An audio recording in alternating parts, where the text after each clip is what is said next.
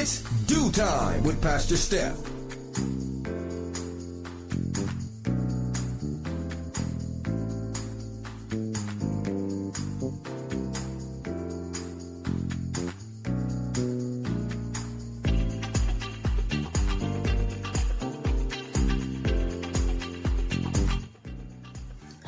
Good morning, good morning, good morning. Rise and shine. You're on with this Dew Time with Pastor Steph. How are you this morning? That's what I like to hear. That's what I like to hear. For this is the day the Lord has made. Let us rejoice and be glad in it. So, where were you yesterday? Yesterday was Wow Wednesday, and we had our girl Vivian on with her socially conscious segment, and we talked about the Trump administration and the government shutdown. Almost 400,000 federal employees are left without jobs. Some of them are working actually for free.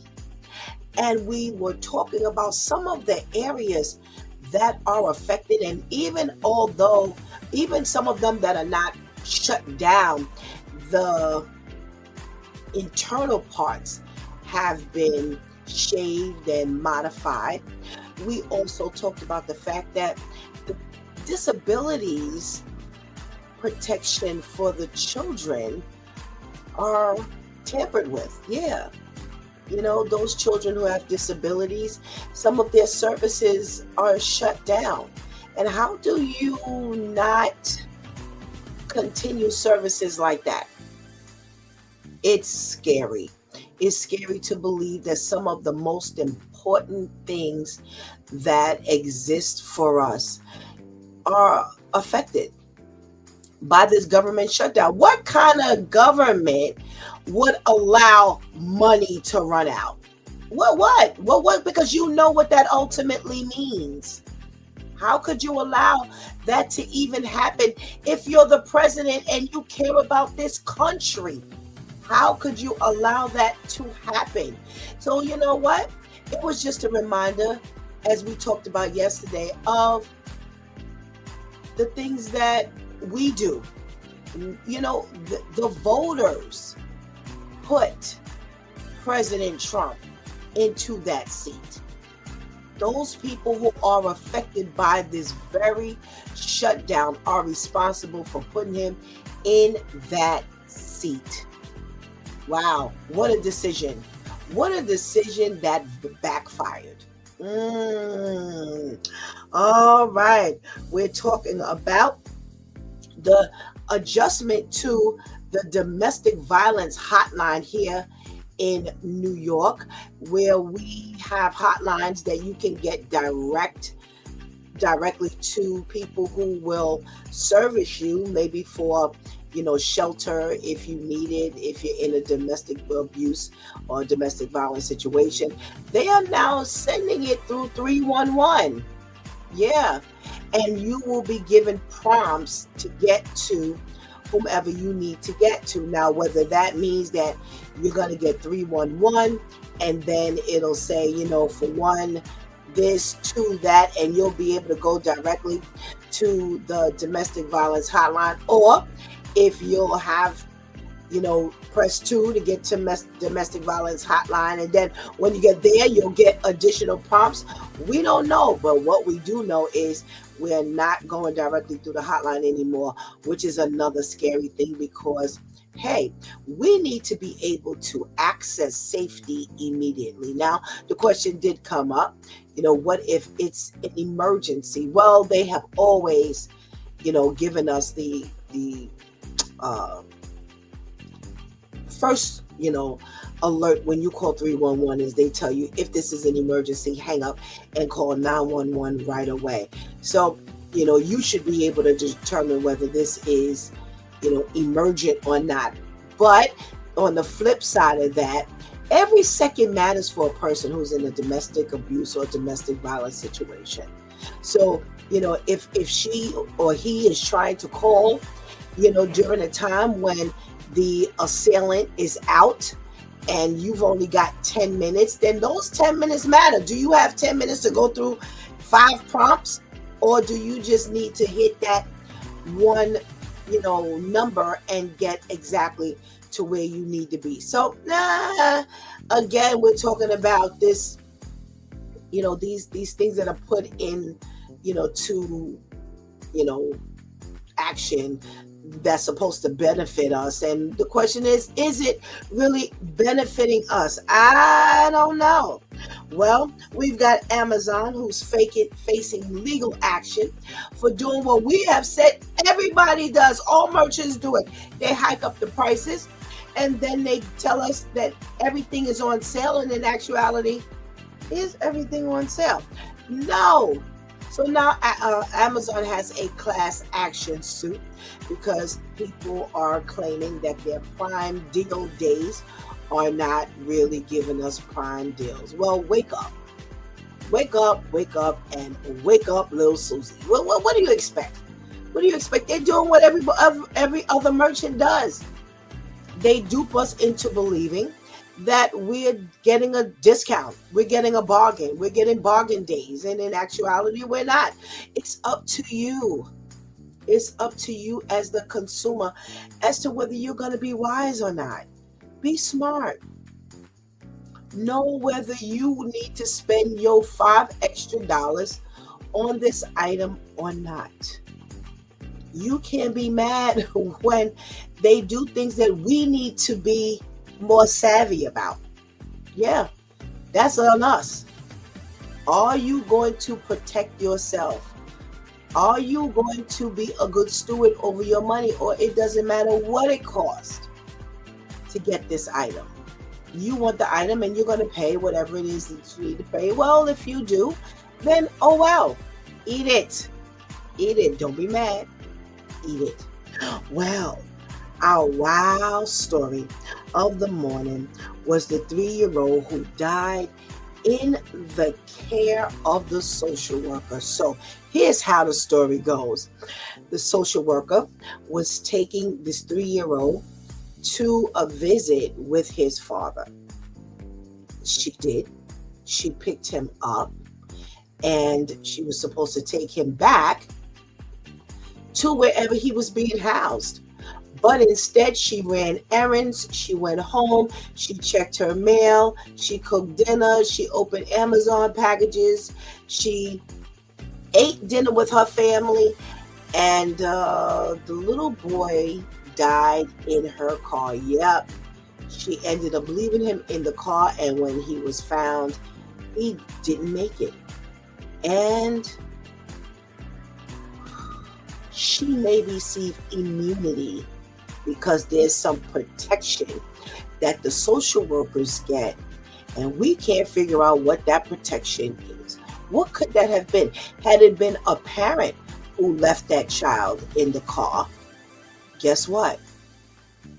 The child would have been taken away, and the parent, will be facing, murder charges or homicide or negligent or manslaughter or something. He or she is going to jail for something. So what immunity are we giving the social worker? She should definitely be one who's held to the task, because she's the one who's supposed to protect the child after the child could not be left in the parent's custody. Well, the bigger kicker for me personally was the fact that mom is now suing social services because the child died in their possession. And boy, oh boy, to me, that would be one of the biggest travesties. Go back and listen as to why I said she should not get any money in a lawsuit for this particular occasion. Now, some people agree, some people don't agree, but you'll definitely hear how that conversation went yesterday. So go back and listen. Go back and watch right here on A Closer Walk Christian Media Network or Facebook Coach for Christian Life, or you can pull us up if you can't watch, but you can listen. Pull us up on Spreaker.com, any podcast such as iHeartRadio, Apple iTunes, Apple Podcasts, Spotify, Amazon, Audible.com. Yeah, we're out there and it's live. Yes. And when I say this live, I mean, all you got to do is pull it up. You can get it. All right. So make sure you go back and listen. Well, today is Therapeutic Thursday, the day we talk about our health in only a manner in which the Due Time crew can talk about our health. All right. So whether it's your mental health, emotional health, mental health, did I say that? Physical health, financial health, spiritual health, yeah, any health, yeah, we're talking about it. We're talking about it. So let's get this party started. Go ahead and get that healthy breakfast. Go ahead and tell everybody that It's Due Time with Pastor Steph is on. And whatever you do, don't go anywhere because we will be right back.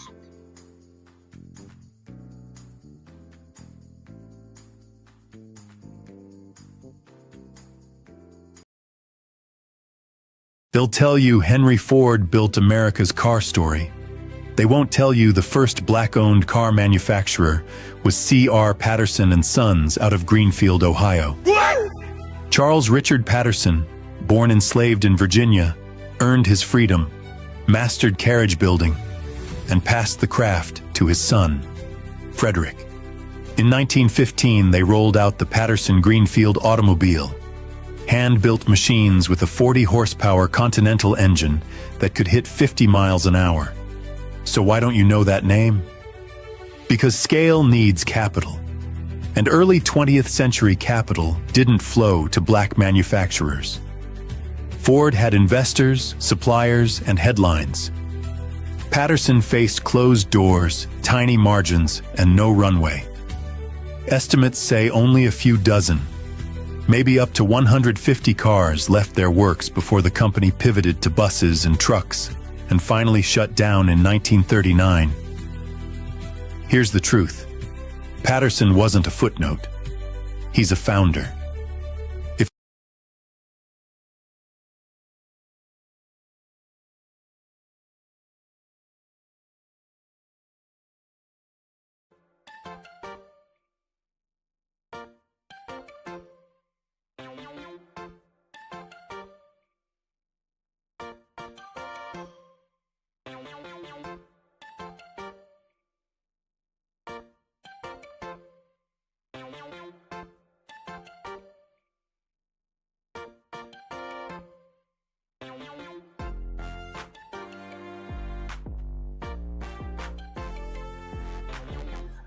Good morning, and good morning again.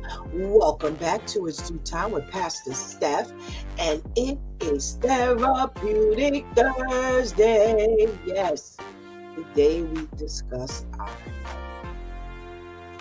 Now, I need to say good morning to my loyal viewers. And the only way I know you're out there is if you check in and give me a shout. Okay, so make sure you put that good morning up in the chat room so we know that you're up, alive, sitting here with us. All right, we got a check-in from our boy Terrence. Hey Terrence, my king, how are you this morning? Thank you so much for joining us. We got a check-in from our girl Kenny. Hey Kenny girl, good morning. Thank you so much for joining us. We got a check-in from our boy Serge. Hey Serge, good morning. Thank you so much for joining us. Our girl Teresa is in the house. Safe travels to you.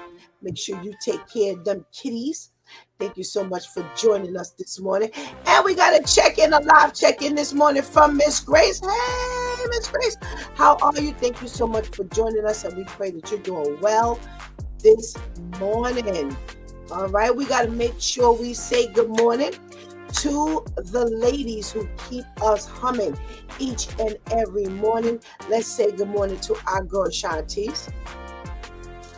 Hey Shantice, looking forward to chatting with you in a minute. And we're going to say good morning to our girl Anika. Hey Anika, thank you so much for joining us and always laying back in the cut, making sure we are up and running. All right. So, it is Therapeutic Thursday, and you know what we do on Therapeutic Thursday to get our day started. We always got that health tip. Now, this morning, I stumbled across something that I thought was kind of interesting. These are the things that dentists wish that we would stop doing at our appointments, okay? And it's funny because every once in a while I'll stumble on something that's a little different. It's not like what we eat or, something like that. And it's always fun to come up with something. I have something else, if we have enough time, I have something else that I stumbled across the other day. Shantice, tell Pastor KL we're on today. Just check on in here and do what he's supposed to do. All right? Oh, he's just so disobedient. Oh, my goodness gracious. All right. Well, what are the dentists telling us this morning? They say they would wish we stop lying about whether we're flossing or brushing. Are we really doing that? Are we really sitting in the dentist chair and not realizing that they know whether we are brushing or flossing? Remember, they just took x-ray. They see all the gook that's between the teeth and on the teeth. Oh my goodness gracious. They say that this is a very common practice for their patients to not tell the truth about their hygiene habits. And one dentist says, I noticed that patients often exaggerate about how frequently they brush and floss. Oh boy. So listen, don't be embarrassed. They say don't be embarrassed to admit that you're not flossing or brushing. Here's my thing. Just floss and brush. How you not brushing your teeth? And then you're going to tell the dentist you're not brushing. It's like telling God that you pray. I mean, wouldn't he know whether you prayed or not? Man. Oh my goodness. They say we make it a priority to create a judgment-free space where patients feel comfortable being honest about their habits. So don't bother. You're wasting time. Don't bother. All righty. One of the other things that they say they would wish you wouldn't do when you are at your appointments is show up late. Wow. It's not good to show up late anywhere, period.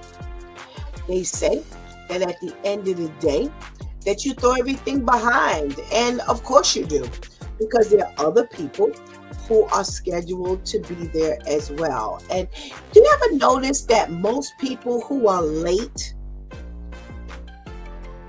always rush you? And that one always is a kicker for me. Whenever you go into like an appointment and the people that are late, they always the antsy ones. You know how much time I got? You know how much time I got to be here? You know when they're going to call me next? Yeah, they're always the ones who run up in there late and then they rushing everybody. How does that work? I don't know. They say make sure you arrive on time and do not head to the bathroom right when you walk into the office, because the schedule is tight. Now, if you gotta always go to the bathroom, such as Pastor Steph, listen, when I get to a place, first thing I'm doing is going to the bathroom. So if you know you gotta go to the bathroom when you get there, then go early. That's another reason why you need to be there early. All right. One of the other things they say they wish that we wouldn't do as patients is skip your appointment altogether. Wow. They say that skipping a visit without notice is one habit that impacts the office. Now, here's the funny part. My dentist is one of the only people that have ever sent me a text that said, if you cancel, you owe us $50. I don't owe you anything. I know, but I don't owe you nothing. Because my thing is, I'm going to call you in advance. But so they're saying that if you cancel like at the last minute, you owe them. And that's what they're saying. If you skip your appointment, don't act like it's not a big deal to skip your appointment, because it is a big deal to skip your appointment. Not only that, most times when people skip their appointments, they don't make a new appointment like right away. It's always some long-term thing down the line. So make sure you don't skip your appointment. Okay? They say, please, no walk-ins or last-minute drop-by visits. Wow. They say that's a common practice for people. Now, that's kind of weird because everybody hates the dentist. So for people who drop in, that must mean that there's something emergent about that.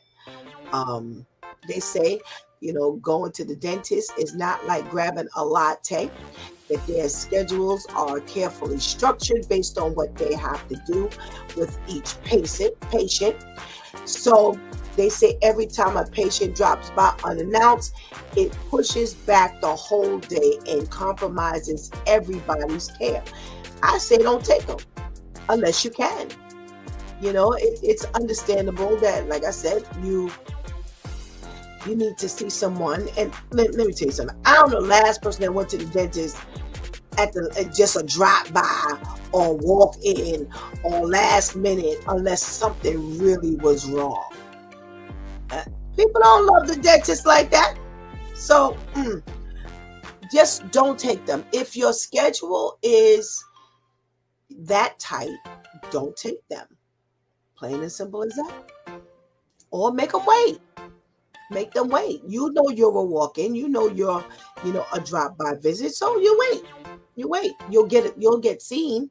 And there might be that person who calls out where you can slide on in that chair.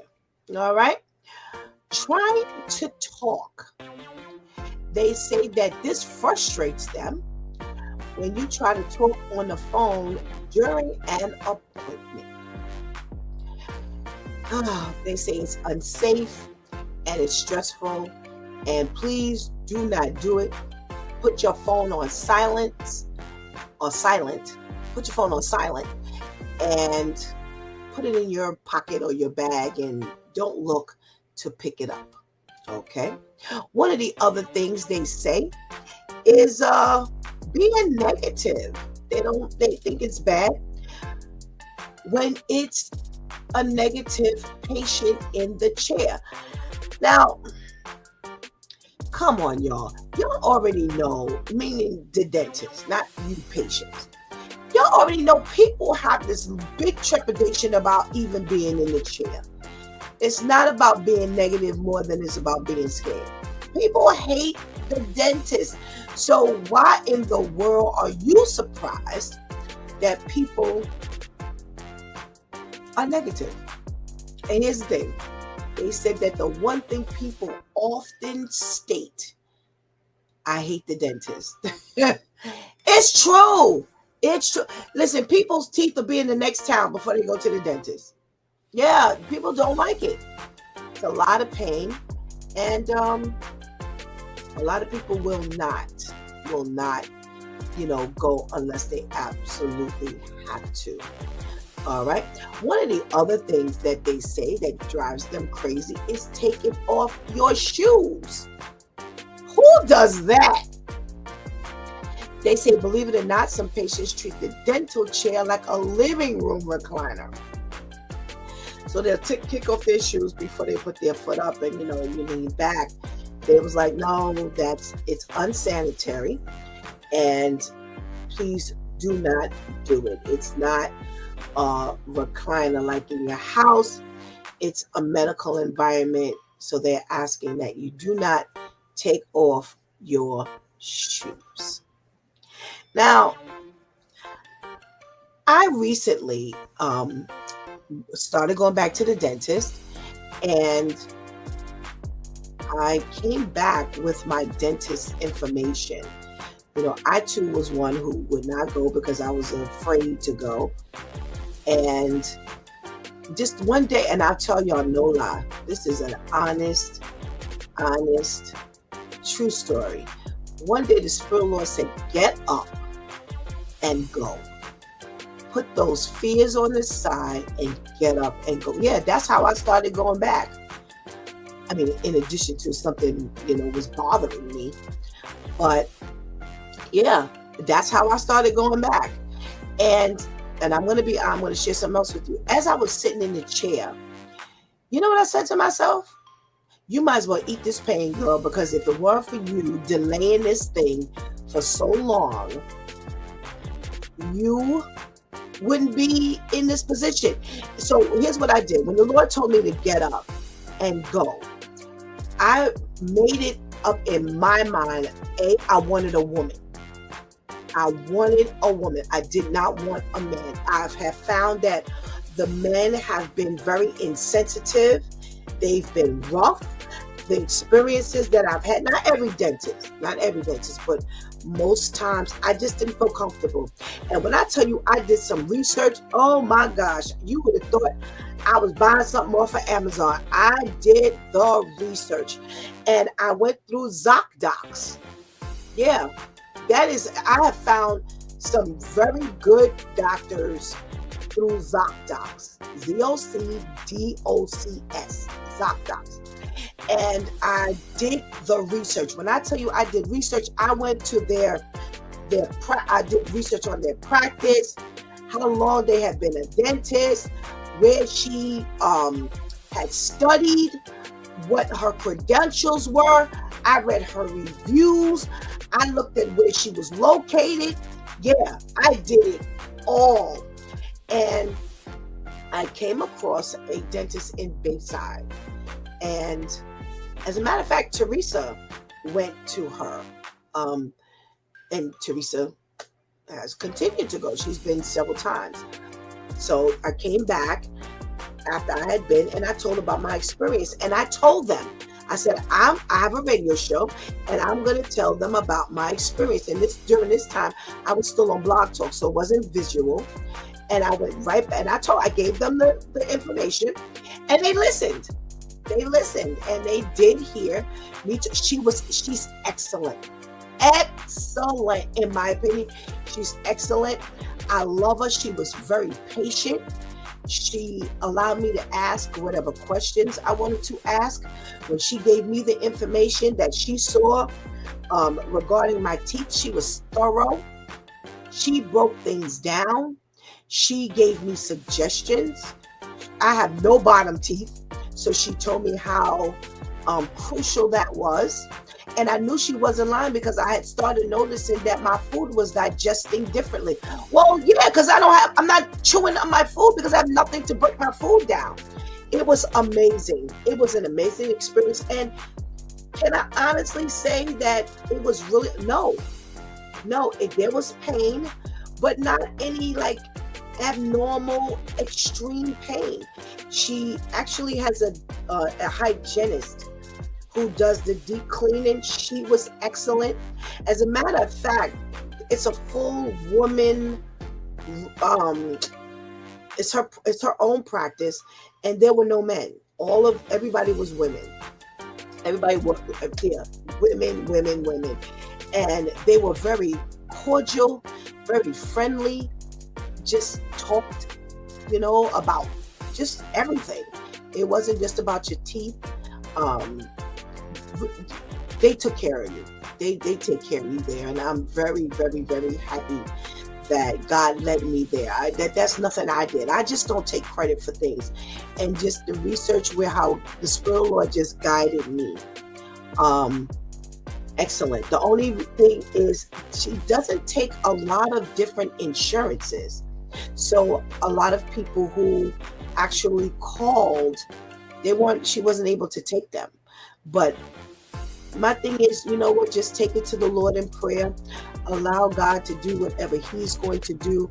Again, I know what it is to be afraid. I was very afraid to go because of some experiences I had.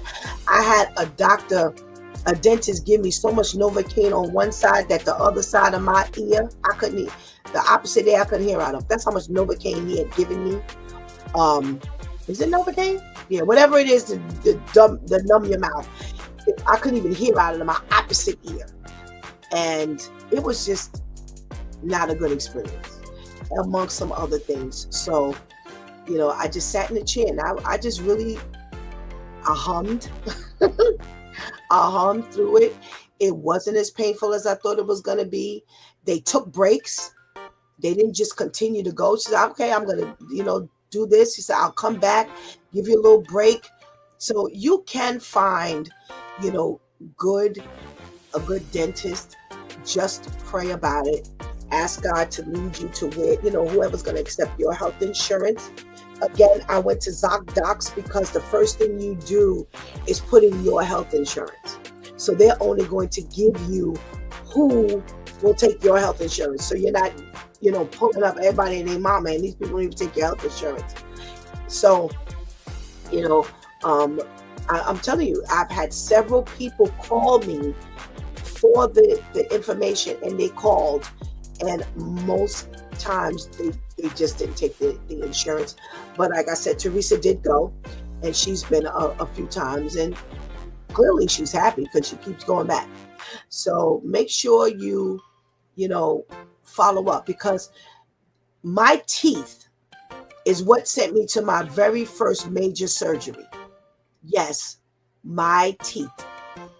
Your teeth, they said that it can affect your brain. Yes, and I'm telling you personally, it was my teeth that infection went into my system and caused me to have major abdominal surgery. Do not play with your teeth. I'm telling you, we've done stories about how people have waited too long and it's affected their brain, and it affects your ear. I'm telling you, it's vast. It's the central part of your head. You know what I'm saying? You got up or down. So you want to make sure that that's taken care of. All right. Terrence says, don't talk to me if you have bad breath. Leave it up to King Terrence to go there. Yes, Terrence, don't talk if you got bad breath. Bad breath comes from a lot of times your teeth and your gums. Okay, we got to check it from our girl Tamika. Good morning. And Tamika does not have a voice again today, so we're praying for her healing. We're going to miss her again today. And get better, girl. Get better. Get better. All right. What are we talking about in the news today? Let's see. Let's see. Tamika said, I had a dentist one time who disregarded my pain just for a cleaning. I was so far down into the chair until my head was where my buttocks go in the seat. I'm sorry. Oh my goodness. Wow. Yeah. That's what I said. I had to do the research, because see, stuff like this. Come on, you couldn't tell. You telling me that you didn't know that this person was in that level of distress? You down in the chair with them? Yeah, stop. Yeah. So I don't know. I got her name. It is Dr. Chirazian. Dr. Chirazian. And they call her Dr. C. As a matter of fact, I'm going to get that information. And she's actually supposed to be on the show. That was one of the first things I did ask her. Could she be on the show? And I didn't go back because she ended up having a baby by the time I went back. It was time she was away with her baby. So I got to get her on this show. Got to get her on the show so she can answer some basic questions for us. As a matter of fact, I'm going to call today and see about it. I need to make my appointment. But too bad for you, Tamika. You know, just, I know you didn't go back there anymore, but, you know, find somebody else who's going to take care of you in that chair. Teresa said she's a good dentist, gentle and thorough. Thank you, Teresa. Thank you for filling in that information. So, like I said, I know Teresa went, and I know she's been a few times, so she had to be okay, because that's the one thing about a dentist. You're not going to keep going back if you're not happy. So thank you for giving us that information and helping somebody, you know, maybe feel a little better about going to the dentist. All right. There's more Dr. Chirazians out there. You know, if she doesn't take, you know, if she doesn't take your health insurance, right, then you find somebody else. Just let God lead you to somebody else. All righty. All righty. It was either your teeth or your spine today. Those were the two things I had, which were weird and different. So the dentist got the first pick. All right. Well, here we go. I had this story from the other day. Oh. So you got this couple where she's a married woman and she's dating this older man outside of her marriage. And this was a man who actually was very familiar with the family and who the family was very familiar with. And he's 51-year-old Jose Luis Rodriguez. And her name is Geraldina. Well, her name was Geraldina. She involved herself with Jose, and he snapped when she, at 31, he is 61. She, at 31, would not end her relationship with her husband. Now, he knew the family. And when I say the family, I don't mean just her husband and her child. I'm talking about sisters, extended family. He knew. He was a part of this family in some shape, form, or fashion. And they say that, unfortunately, when he snapped, he killed first her husband, Junior. He killed then Geraldina. And then he killed their 1-year-old son, Jaden. Now, you so twisted because she won't leave her husband that you kill everybody. Yeah, that's exactly what happened. So they say that he had been a family friend first, and he shot the husband first in the head. He then shot Geraldina, and then he drowned the baby in a muddy pond. And when initially they reported Geraldina and the son missing, the family reported them missing. And when they did the research, they found the husband. And then they found Geraldina's body 4 days later out in some remote area. And then the next day, they found Jaden's body, little 1-year-old Jaden, who they say was partially submerged in some muddy area.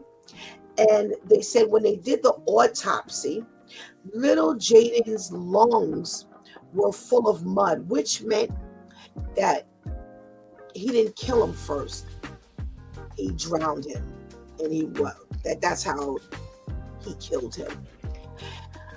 So the family is like twisted because they're like, wait a minute. First of all, he was a close friend of the family. Number two, they had no idea that Geraldina was even dealing with him like this. And they said that this was absolutely unthinkable, for this to even, when they found out it was him, they are just torn up across the board. They're torn up at the loss of this family. They're torn up at the fact that it was Jose, because again, this was somebody who they trusted, somebody who was always around the family, somebody who, like, what are you doing with her? And then when she wouldn't leave her husband, you killed everybody? Yeah. So he's up for first-degree murder charge, and he's been now charged for 2 additional counts of first-degree murder and abuse of a corpse. So, this affair not only didn't end well, but it didn't end well. That was such a sad story to even read. Like I said earlier this week, I picked up the story, and it just didn't make it till today. But that's devastating. First of all, he's 61 and you 31. You pretty much, you half his age. What are you doing with him? Anyway, what are you doing with him? What are you even doing with him? Oh gosh.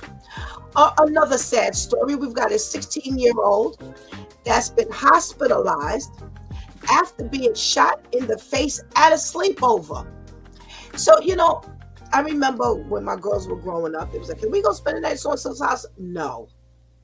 My mother used to always tell you got your own house. Stay in your own bed. Why you got to go over somebody else's house? Stay in your own house. And, a lot of times, the kids think we're cruel when we don't allow them to spend the night. And,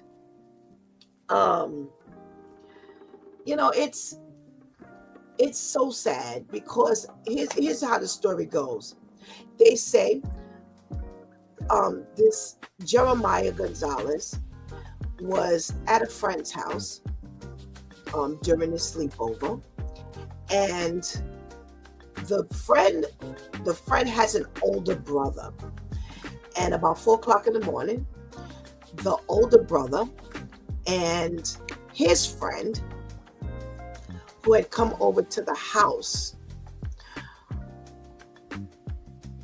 opened up the gun, put some bullets in it, and they had 2 guns there. And they say at some point, the friend of the older brother, picked up the gun, pointed it at this 16-year-old kid, and just shot him in the head. Yeah, that's just as simple as that. Just as simple as that. Just as simple as that. And here's the thing. They say that the friend who this little boy this kid was sleeping over his house, the younger brother, said that the friend who shot his friend in the head would always take an unloaded gun and point it at somebody's head. That was a regular for him. Now the brother is 21. His friend who actually pulled the trigger is 20. And now this mother has her son in the hospital. Right now, as of the posting of this article, he was still alive, but I guess barely hanging on. Oh, I tell you. I used to always say that, no, so who lives there? Oh, well, so lives there, and so lives there. And I always say, I don't know who got keys. I'm sorry. I'm over here sleeping in, and I wake up and hear something. We've done so many crazy stories about these sleepovers. We've done sleepovers where the father of the little girl drugged all the girls' friends who were sleeping over. We've done crazy stories over these 5 years, and it just, no, keep your kids in your own home. No. This kid was known, this 20-year-old was known for just taking out a gun and pointing it at somebody's head. Well, guess what? This time it wasn't just a pointing, it was a shooting. What? No reason. No reason. No reason at all. Well, we've got an update on something that we've done, something we've talked about. I think even Vivian has talked about this on our Socially Conscious segment. We've done several stories on this.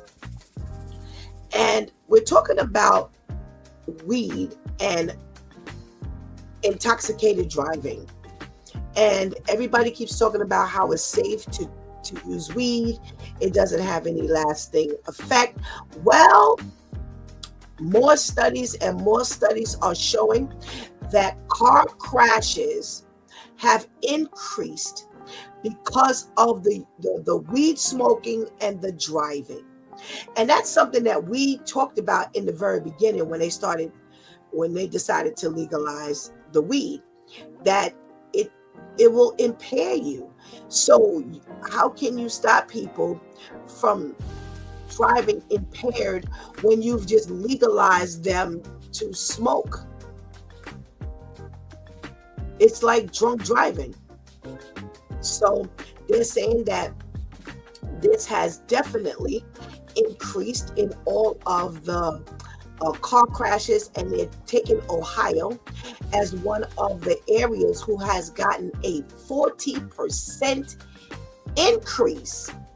That's almost 50% of what they used to have. They said they did a study between 2019 and 2024, and they found that the car crashes resulted in those people having tested positive for having weed in their system. And Ohio has taken the biggest hit. They say not only that, but when they compared it to alcohol-related car crashes, that had gone down to 23%, while weed car crashes had gone up 40%. So now they're swapping alcohol impairment for weed impairment. They say earlier this year, they took a survey of 2,000 weed users and found out that almost 85% of them drove the same day they used weed. 85%. No wonder Ohio has increased 40%. They say in Virginia, 17% of residents admitted to driving high multiple times in the past month. That's in Virginia. So they say that's almost 1 in 5 people who's driving impaired, admittedly. So they did the same study in Washington, and they said with the same portion of drivers, and their fatal collisions tested up 9% and in 1 year, and 18% in 5 years. Colorado, they say fatalities doubled. Fatalities doubled because of weed. So they say that in these areas, in these states, all of these increases took place after the weed smoking. So, sorry, blame the state. Blame the state. Blame the state. Oh, all right. Where are my due time crew members? Let's talk to our girl, Shantice. Let's say good morning. We got a check in from our girl, Kyra. Hey, Kyra. Thank you so much for joining us. And Tamika says, abuse of a corpse, going back to the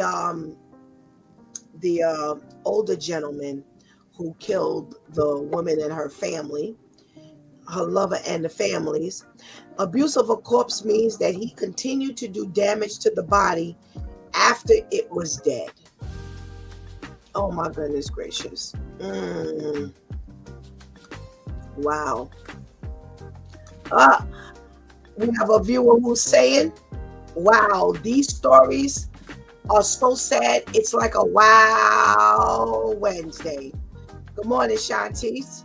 Good morning. How are you, Pastor you? Steph? I'm fine, thank you. That's good. That's good. That's good. All right. So we've got, you can talk about the car crash, the car crash with the weed.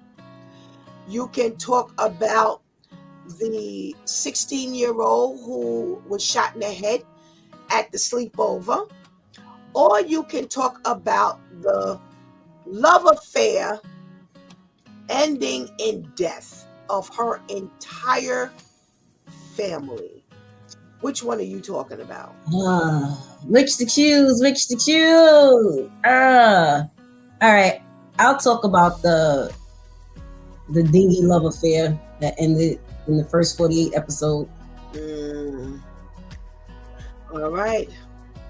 You know, if you have a family and you decide to not only deal with someone else, but someone close to home. This is a family friend. Obviously, he was unstable because he didn't understand the rules, which there kind of aren't any, but you came into this knowing this woman was married. At what point did she promise you that she was going to leave him and y'all were going to run off into the sunset together? I don't understand, but you didn't follow the mistress rules, and now you all twisted. It wasn't good enough for you to just hurt her. You got to hurt the husband. Or it wasn't just good enough for you to hurt the husband so you could figure, you'll stay to her. Well, he ain't anymore, so you might as well be with me. And then what was the 1-year-old going to do? He's going to call the cops on you? Like, you just all kinds of just... And again, this is a close family friend. You most likely were able to witness a few times he was unstable. Whether he was mad because the ketchup ran out at the barbecue or something. So you were able to see something that, okay, if I start sleeping with this man, you knew you had no intentions on leaving your family. So I start sleeping with this man. Okay, when I decide to cut this off, is he going to be good with that? Or you just, and this is someone older. So typically, even though they claim they're okay with being the side man, he's an older person. They still look for some type of stability that you already have with your husband. So that is just the saddest part is the baby. Yes, of course, the husband, he was innocent. He got nothing to do with this affair. Well, of course, the baby what was the baby going to do? Horrible. Yeah. Yeah, really, really, really sad. Terrence says, sad either way with the baby, but the love affair thing, she knew it was coming. Greed, all greed. Greed, and more greed. We got a check in from Miss Charlene. Good morning, Miss Charlene. Thank you so much for joining us. Let's talk to our girl, Vivian. Good morning.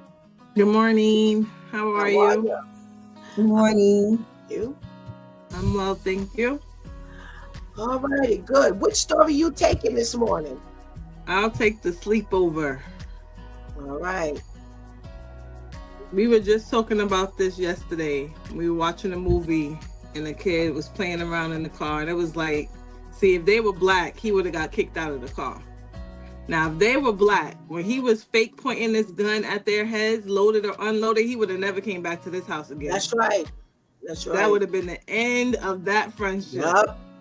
So they just let that go on a little bit too long. He was pulling his trigger with no bullets pointing at people's head, and he just wanted to see what it was going to really be like. And now this little boy is in the hospital, possibly, you know, fighting for his life. Let's say.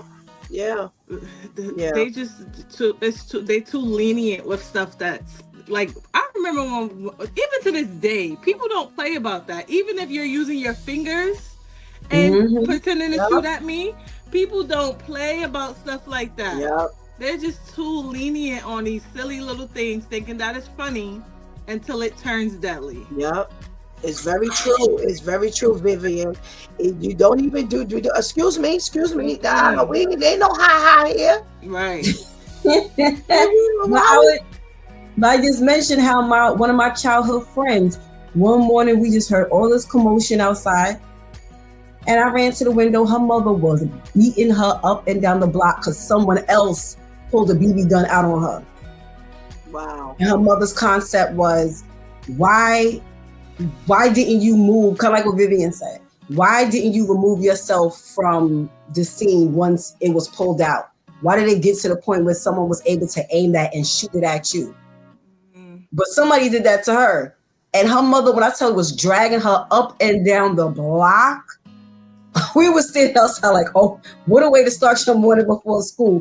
But that just helped me know, let me make sure Stephanie don't find out somebody pulled a gun out on me. Because only on this side of the fence do you get beat for everything. Because it's like, you have to understand, if you don't have that discernment to be aware enough to remove yourself before something happens, I'm gonna make sure you have that discernment.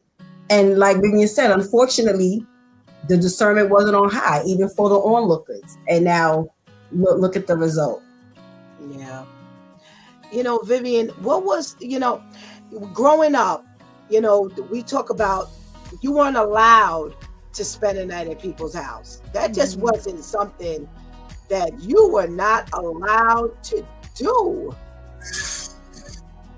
It was crazy. It was, if you say, can I go spend a night? Excuse you? What was that discussion like? Well, I had a different childhood. So my mother didn't let us do anything. We were supposed to go to school and come back home. And all of us went to the same school with the exception of my two older siblings. They went to our school, but they had already graduated out by the time we were old enough to be walking alone.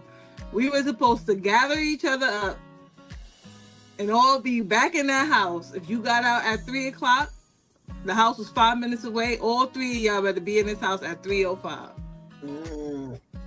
It's a safety, because there was an issue of safety. And like you said, even in this home where this had been done, this was so normalized, right, that now the visitor takes the shot because this was okay. That's the crazy part. Like you said, that's the crazy part. Oh, we got a check in from Miss Herlima. Good morning. Thank you so much for joining us, Miss Herlima. And Serge says, well, Tashanti's 1 year old, one smart nowadays. He didn't want to didn't want to take a chance. A lot to think about. Let's say good morning to our brother Al. He's swapping places with Tamika this week. Hey, brother Al. Chop of the morning, chop of the morning. All right, brother Al. We got 3 stories on the table. We've got the car crashes that are increasing because of the weed using and the intoxication and the driving. We've got the 16-year-old who is now in the hospital with a gunshot to the head because his friend's older brother's friend pointed a gun at his head and shot him in the head while he slept at 4:00 in the morning. Or you have this love triangle. Gosh, this woman who has an affair with an older man who is a family friend, and he kills everybody, her and her entire family, because she would not leave her husband. Which one you talking about today? Wow. Oh man, I wanted to talk about the. I think I want to talk about the kid with the gun getting pointed to the head. Um, Man, from working in the school system and being around these kids, they are fascinated with guns. You look at the rap video. Every time you see a rap video, you see somebody doing this. They doing this. And so it's becoming normalized to these kids. And you talk about a gun or whatever, these kids get so excited. And I'm like, what's your fascination with a gun? Like, why are you so fascinated by it? And it seemed like this friend was trying to impress his friend and maybe thought he had the safety on or whatever. And you pulled the trigger and you killed this young man. And now you going to jail to see Bubba. And they don't get it.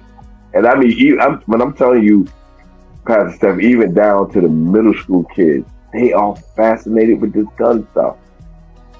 I see him in the school door. When I see him, I chase him down. I'm like, yo, don't let me see you do that again. What you do that for?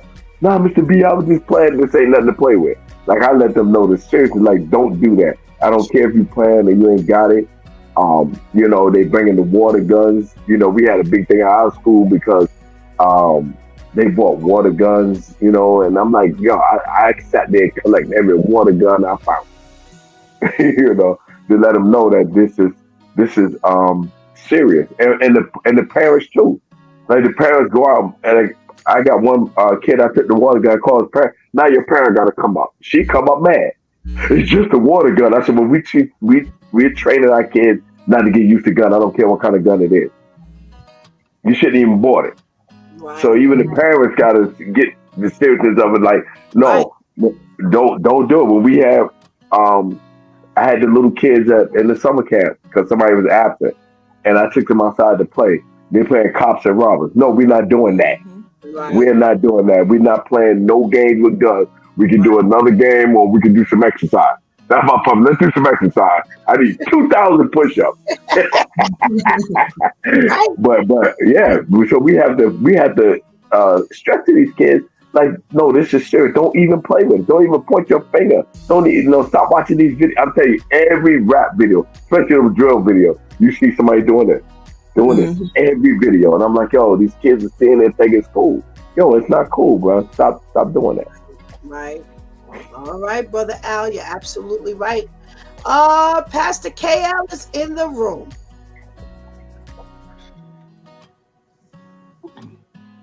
What is happening here?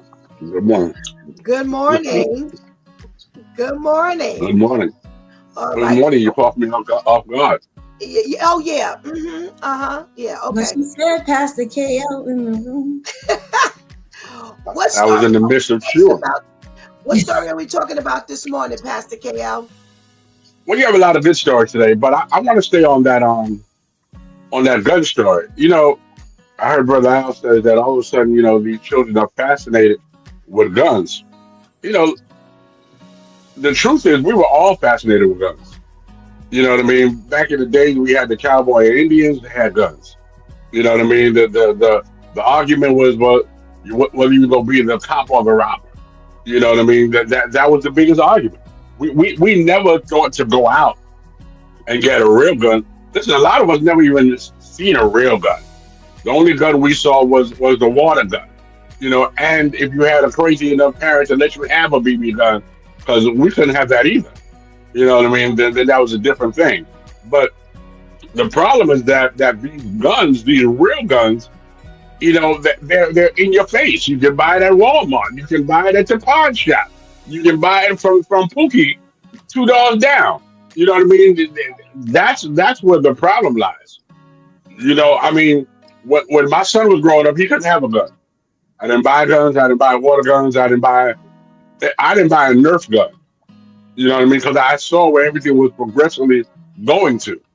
But back in my days, I mean, having a water gun was just recreation. Right. Now these folks are taking it far, too far. And before because I want, there's a comment here about the other story, but I wanted to talk about the fact that, it's funny, Brother Al brought up, the parents buying the guns, because it just got to a point where you just didn't buy your kid a gun. It was just, you don't play with it. We don't talk about it. You ain't doing it with your finger. I'm surely not going to the store and buying it, even if it's a water gun. Remember, they had those super soakers, and it's still a gun. We just saw that it was just this gun use, gun purchase, gun playing just did not go down anymore, because when we were kids, like you have said, when we were kids, we didn't make this real. First of all, we didn't get our hands on a real gun. We couldn't get our hands on a real gun. Now you get your hand on a real gun quicker than you get your hand on a play gun. Mm-hmm. So this Vivian brought up a really good point. And she said, you know what? When this kid came in the house, and you know what? Let me. I'm gonna hold on to that, because it's funny. I had a topic that I was teetering on this morning, and Vivian stepped up on it. So I'm gonna leave that for right now. We got Tamika, who says Geraldina probably stopped giving Sugar Daddy the goods, and the family found out that Pops wasn't so sweet after all. Unbelievable. Well, in all honesty, that's what happened, Tamika. He was upset because she wanted to separate herself, and he didn't. That's what the article says. It says she was trying to separate herself from him, and maybe at one point she told him she was going to leave him, but she did not fulfill that. And now, You know what, Pastor Steph, with stuff like that, people get involved with folks, and they say no strings attached. We're not going to catch feelings. This is just what we do. But there's no way you can be in a long term relationship and there's no feelings. right, You know what I mean?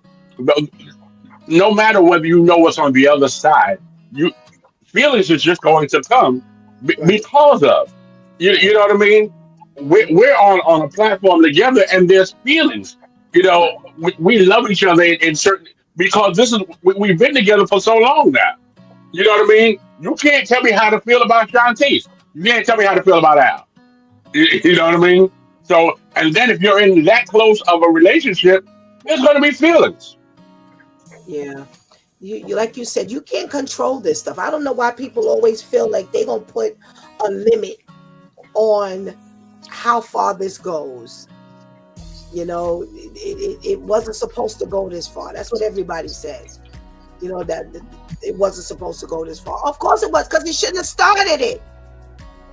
You shouldn't have started it. This Shanti says something about sin and how we feel we can control sin. There's no discipline in sin. Yeah. You can't tell sin, how far to go. Once it's sin, it has its own mind. It grows and festers and just does all kinds of things that you have no possible control over. You don't. So that's the part that people don't understand. So here she is. She's involved with a family friend who's twice her age, and she now wants to separate. He doesn't. And now her entire family has been wiped out because he did not know how to keep his feelings in check, to the degree that you drown the baby in muddy water. That's some sick mind right there. Mm-hmm.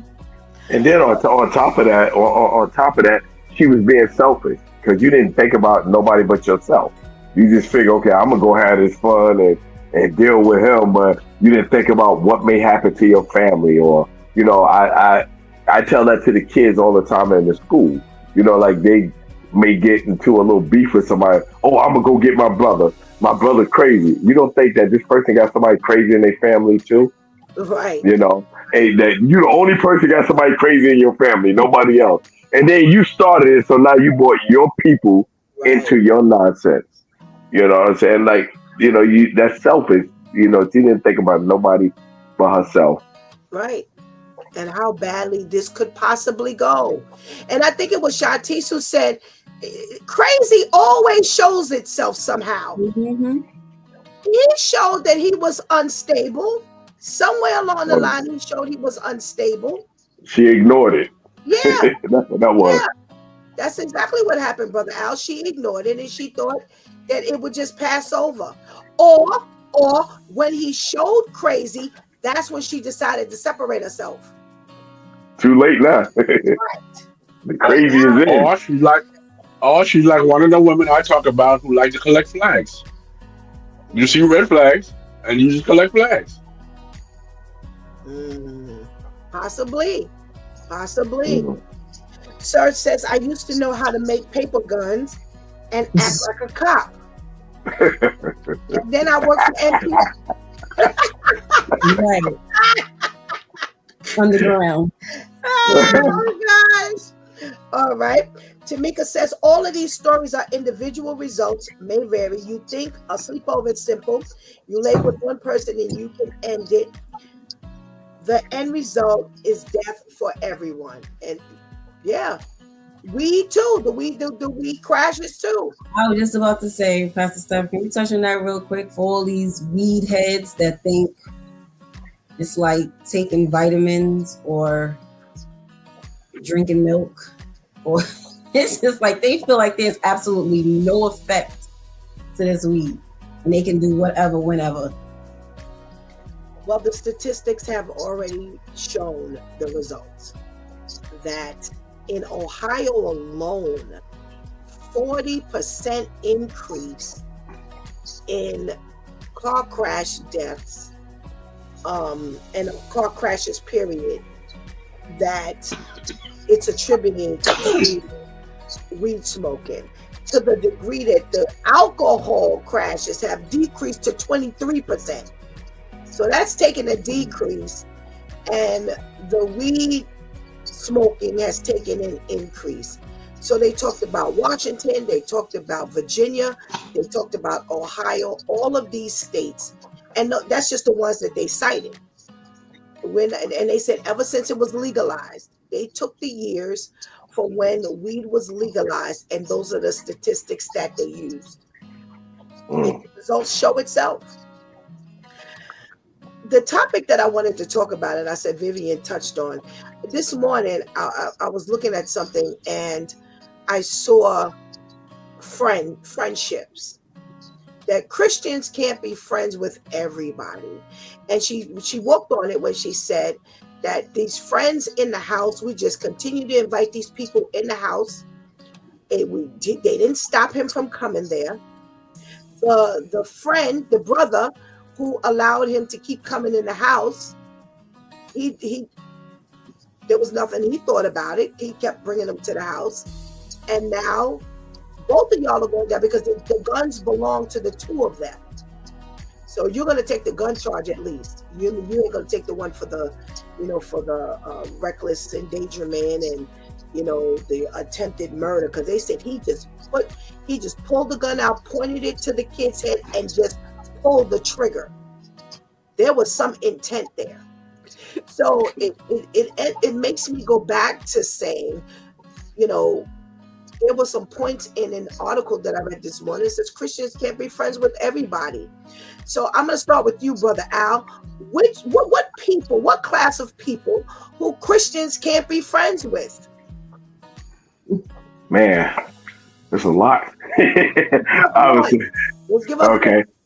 Okay. Hey, take it easy how you talk to me, okay?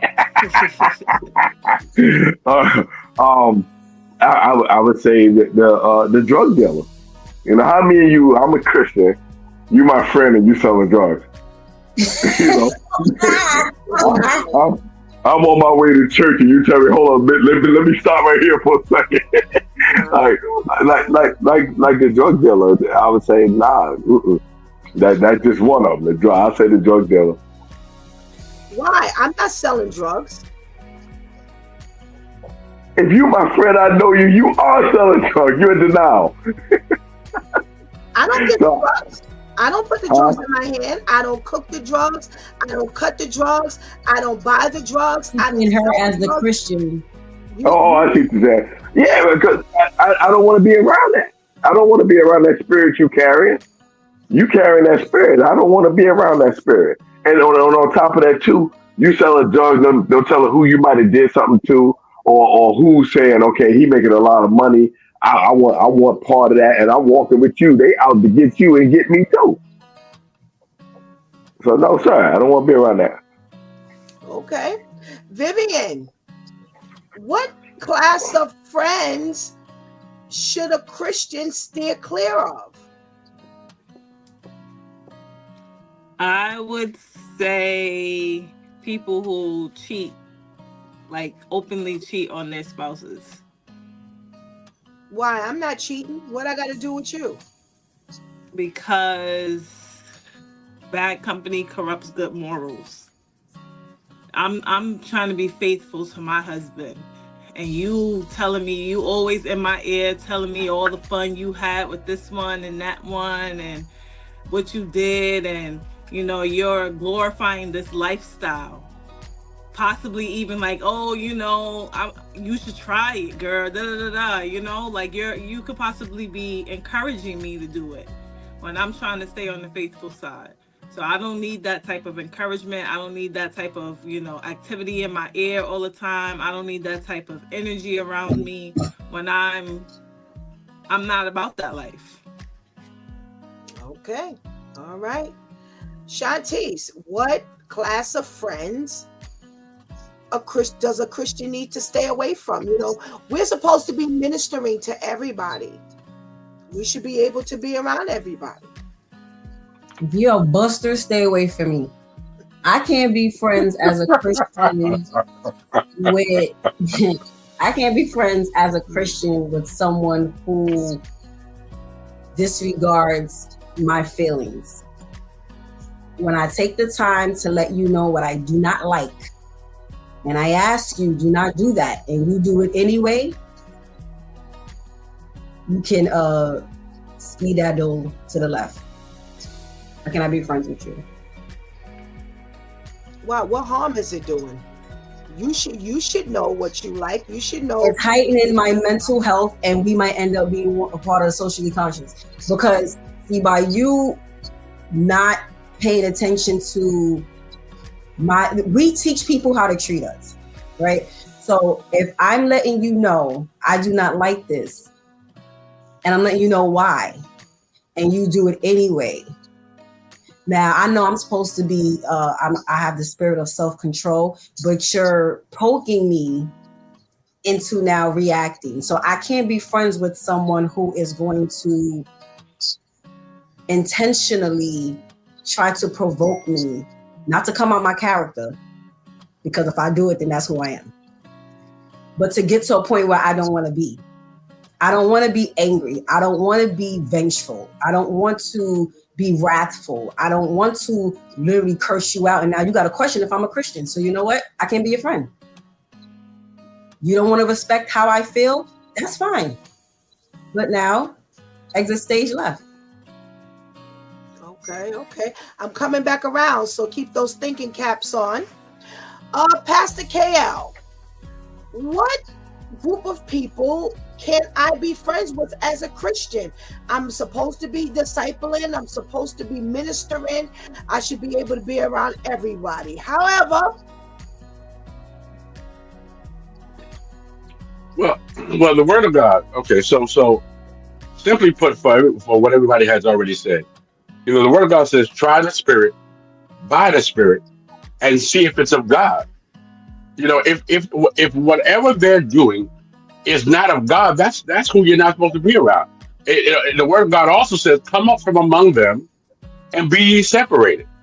If you're a Christian, you know what pleases God.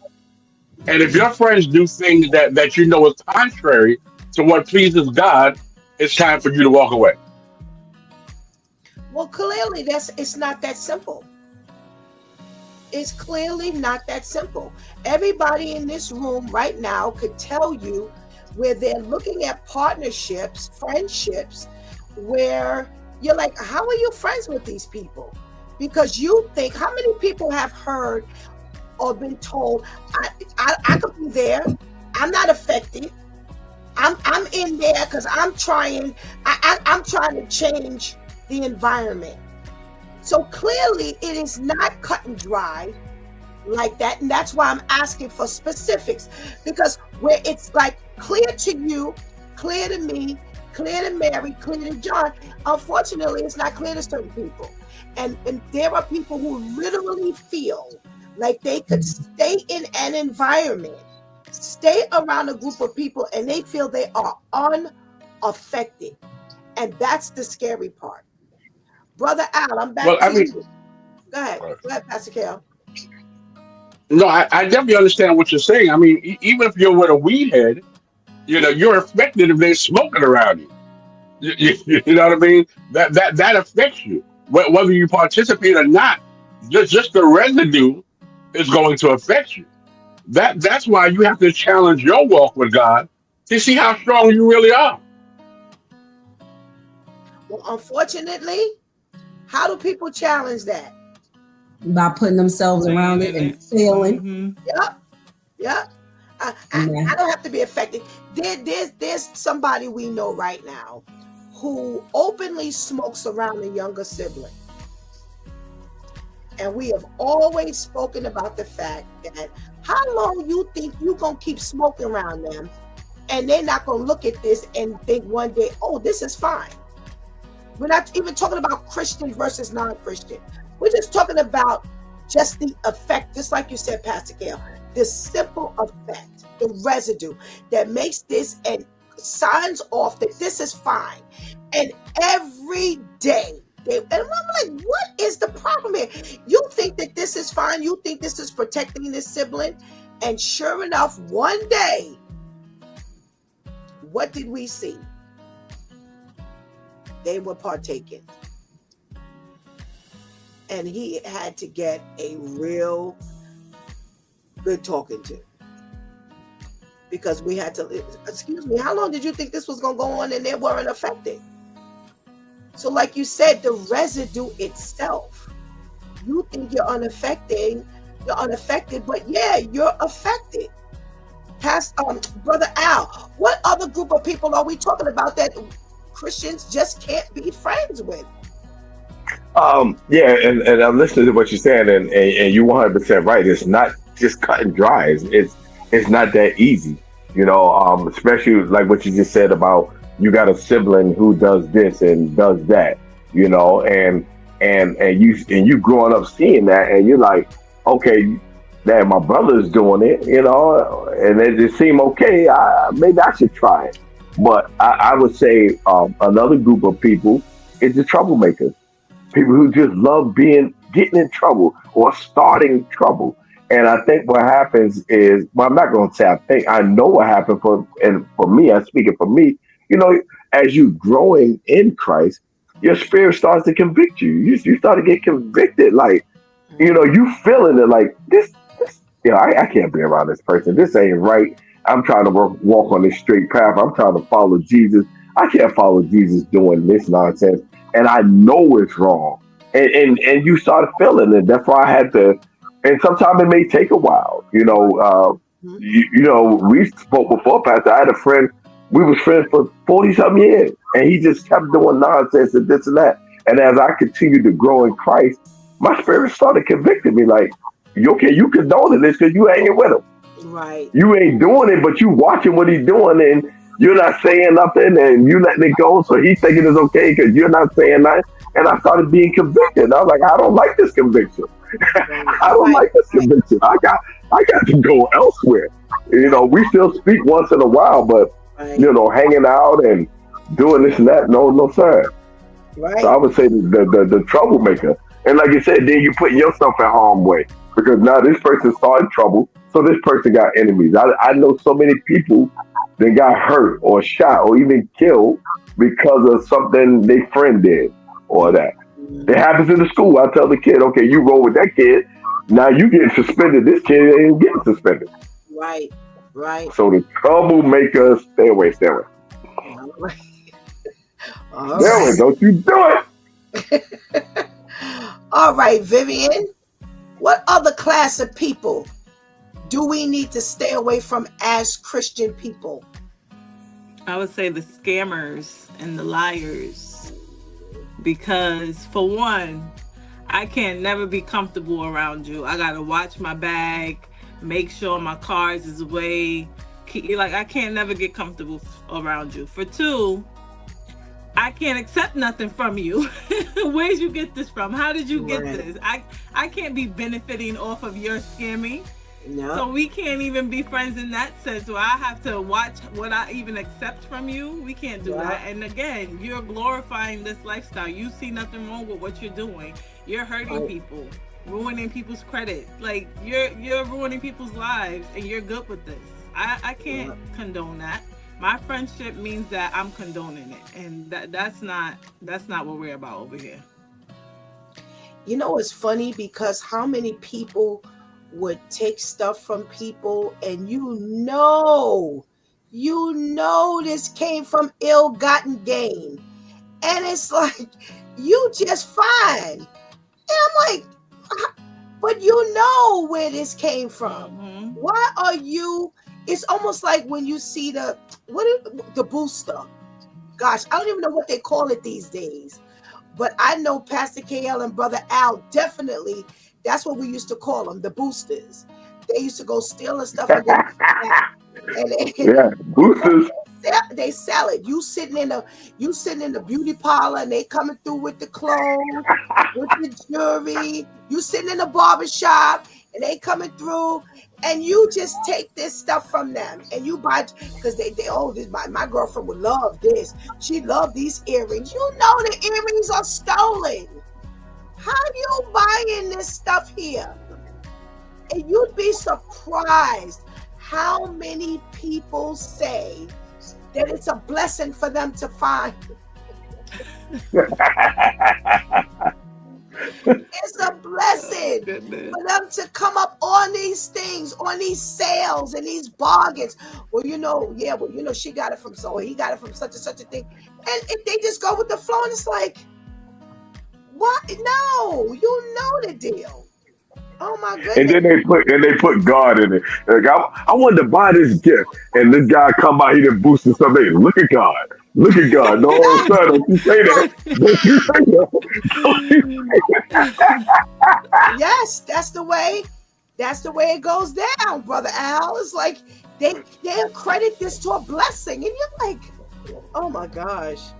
Oh my goodness. Hey, the wealth of the wicked is stored up for the just. Yeah, there you go. There you go. There go them scriptures.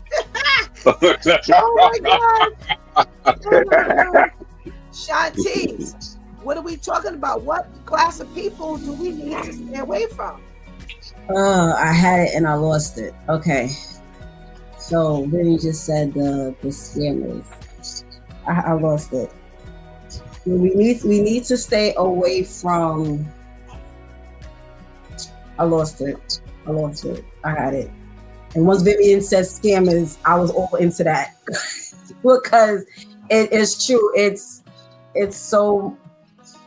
like we rather turn a blind eye than to accept things for what it really is. I had a good one and I lost it. Can you come back to me? I'm sorry. All right. I'll come back after Pastor KL because we're gonna be wrapping up soon, and there was another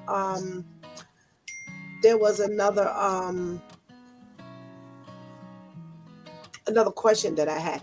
All right, Pastor KL, what you got? This is touchy. I'll go somewhere else. I don't want to get yelled at. I'll go somewhere else.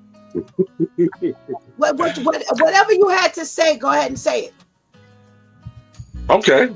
All right. The homosexual. I went to music and arts, and because I went music and arts high school. Music and arts. Okay.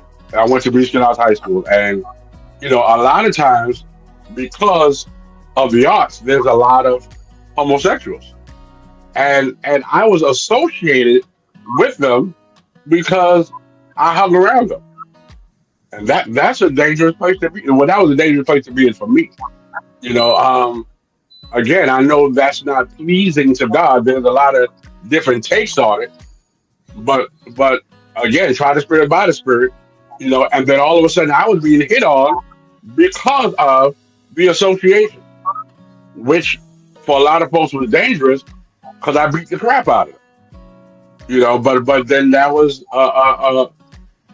a sign on me. You know, it fell back on me. I got in trouble for it. You know, so yeah, that was a dangerous place for me.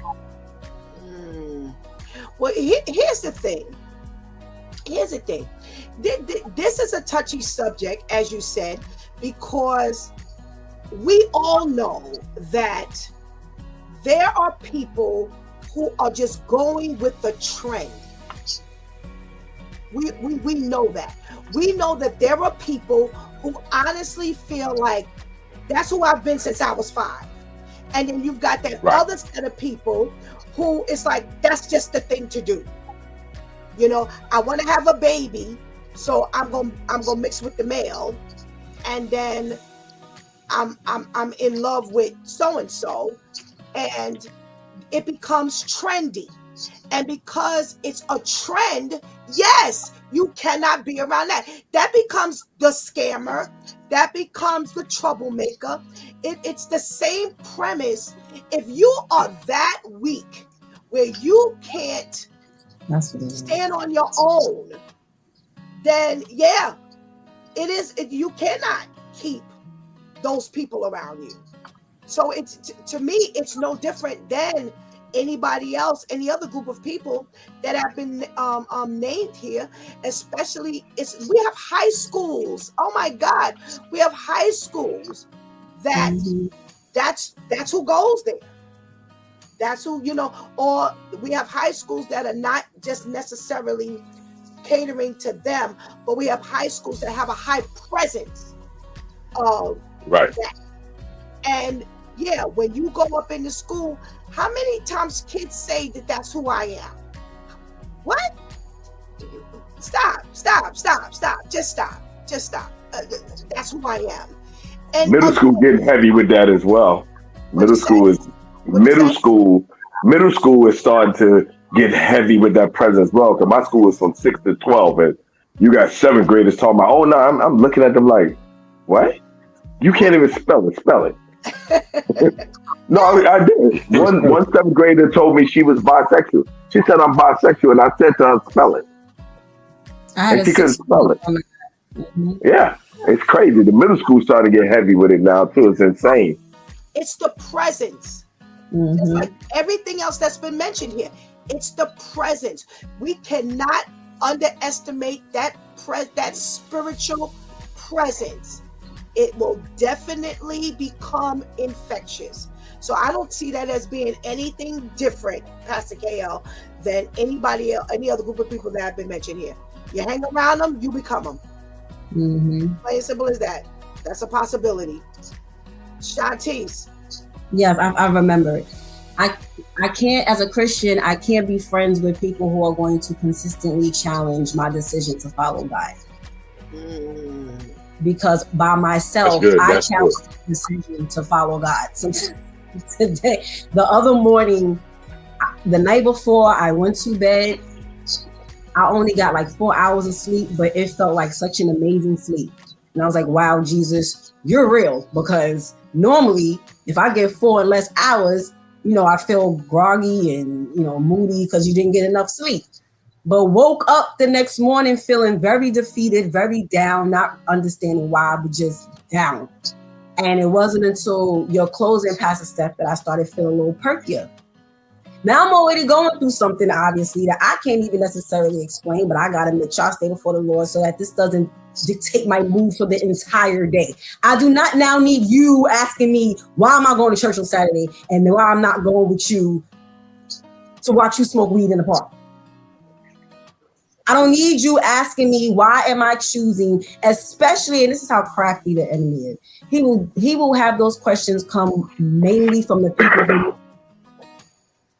So I don't need you asking me why I no longer do the things that you're accustomed to me doing. I've had to tell a few people, I don't want to reminisce. Don't reminisce for me. God bless me with a good memory. I remember what I did. It was fun then. It was. Let me talk to God about that fun, because see, God won't shut me down. Because there is a verse, I don't remember exactly where it is, but it's I'm paraphrasing. There's a verse in that Bible that says, do not reminisce on yesterday, because it will end up taking your desires right back there. I don't need you. Oh, remember when we did? Bruh, do me a favor. If it was all that fun, I'd still be engaging with you. Okay, so meditate on that. Meditate on that part. Okay, so you weren't all that good. All right, but I don't need you doing that with me, because what non-followers of Christ don't understand is that this is a consistent decision that has to be made every single day. That today I may not want to be in the Lord, but because I've made that overall decision for my life, I have to stay before Him and ask Him to remind me that don't let me dictate my life on how I feel at 8:36 right now. Remind me of what I actually want for my life. Okay, I want you, and thank you for bringing me back. So I cannot be friends with people who are going to consistently challenge me. And a lot of the times they're challenging you because they're jealous that they can't be as disciplined to say yes, even if they don't feel like they want to say yes to God ultimately yet, but the little intricacies of the discipline. So you stop doing this and you started doing that and you stop doing this. And a lot of people envy that. And they want to be able to do that, but they don't want to be disciplined enough. So now here comes the criticism. Here comes the sarcasm. Here comes the questioning. Get away from me. No, can't be a friend. I like that. I like that a lot. Tamika says you don't realize the spiritual secondhand smoke until you've got the spirit of cancer. And I like that. That really speaks for what we're talking about today. Just that secondhand smoke. For those of you who may not know, back in the day, you could smoke anywhere you wanted to smoke. We'd be in an office, they'd walk past your desk and they puffing their cigarette, they putting the ashes, plucking ashes and doing all kinds of things, and it didn't bother you. It didn't bother you at all. Now, when they made it where all the environments were smoke free, now when you're in an environment where there's smoke, it's like, oh my goodness, I can't take it. And at one point, you could still be in the vicinity of the building, and it would be fine to go right outside and smoke. And then it got to a point where they had to push you back, and they had to say, listen, you cannot smoke within 100 feet of the building. Why? Because the secondhand smoke they found out was killing people. And that's what's happening here. So, that's something. I like that statement, Tamika. Good. Miss Charlene says, what about if you have some gay people in your family, you supposed to stay away from them too? Well, again, you know what? Before I answer, let me leave that in the room. Let me put that in the room. Pastor KL, you brought it up. How would you answer Miss Charlene's question? Could you repeat the question one more time? I'm sorry. She says, what if you have some gay people in your family? Are you supposed to stay away from them too?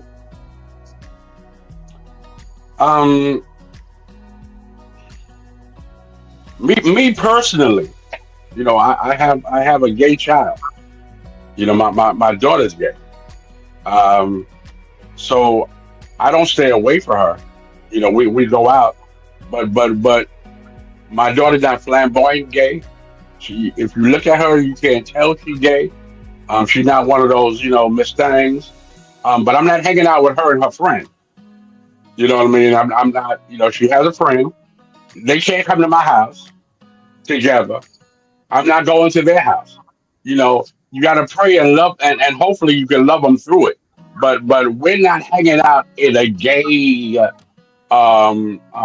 scenario, if you will. I'm not doing that. Okay. Does anyone else want to respond to Miss Charlene before I do? Yes.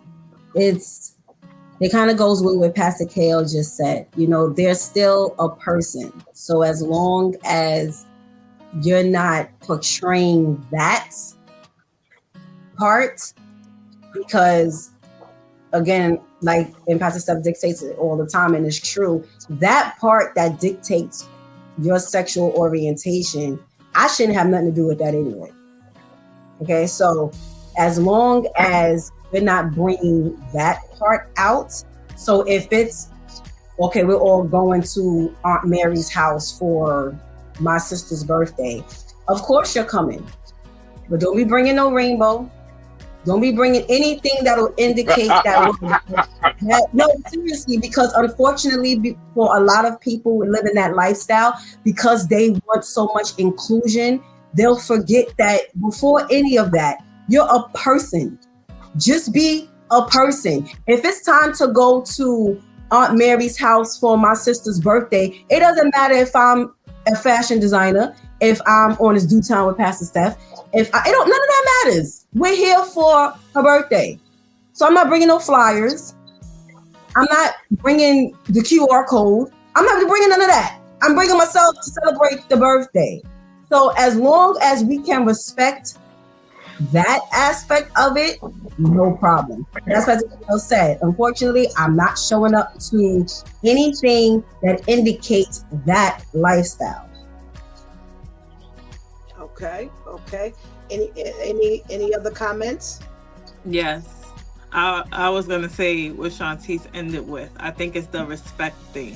When people know what you're about, if they care about you and love you enough, they're going to respect your boundaries. So if you have a family member or a friend who's gay, lesbian, you know, part of that community, if they respect you enough, they're not going to come all flamboyant, kissing and hugging up on their friends and in front of your face and things like that. They're going to be respectful. So I don't want to be around you if you're not going to be respectful about it. Like Shanti said, even though you're gay, I'm married. I don't have to be in everybody's house, you know, being all extra lovey-dovey with my husband and all types of stuff. Like, okay, we get it. You're married. Chill. Like, so, okay, we get it. You're gay. But that doesn't mean you have to now be so extra about it, knowing who I am, knowing what I'm about. So if that person is being disrespectful, I don't want to be around you. I don't need to be around you. So, I mean, I have gay friends, I have gay family members, and like I said, because they know what we're about, they're not gonna disrespect. So I could be in the same room with you, I could be at the same function with you, but you know, as long as you know what I'm about, you're not gonna sit there and disrespect me. And I think that's what it comes down to, just that respect. So if you have a gay family member, no, it doesn't mean that you have to stay away from that family member, but you have to draw the line at disrespect. Okay. All right.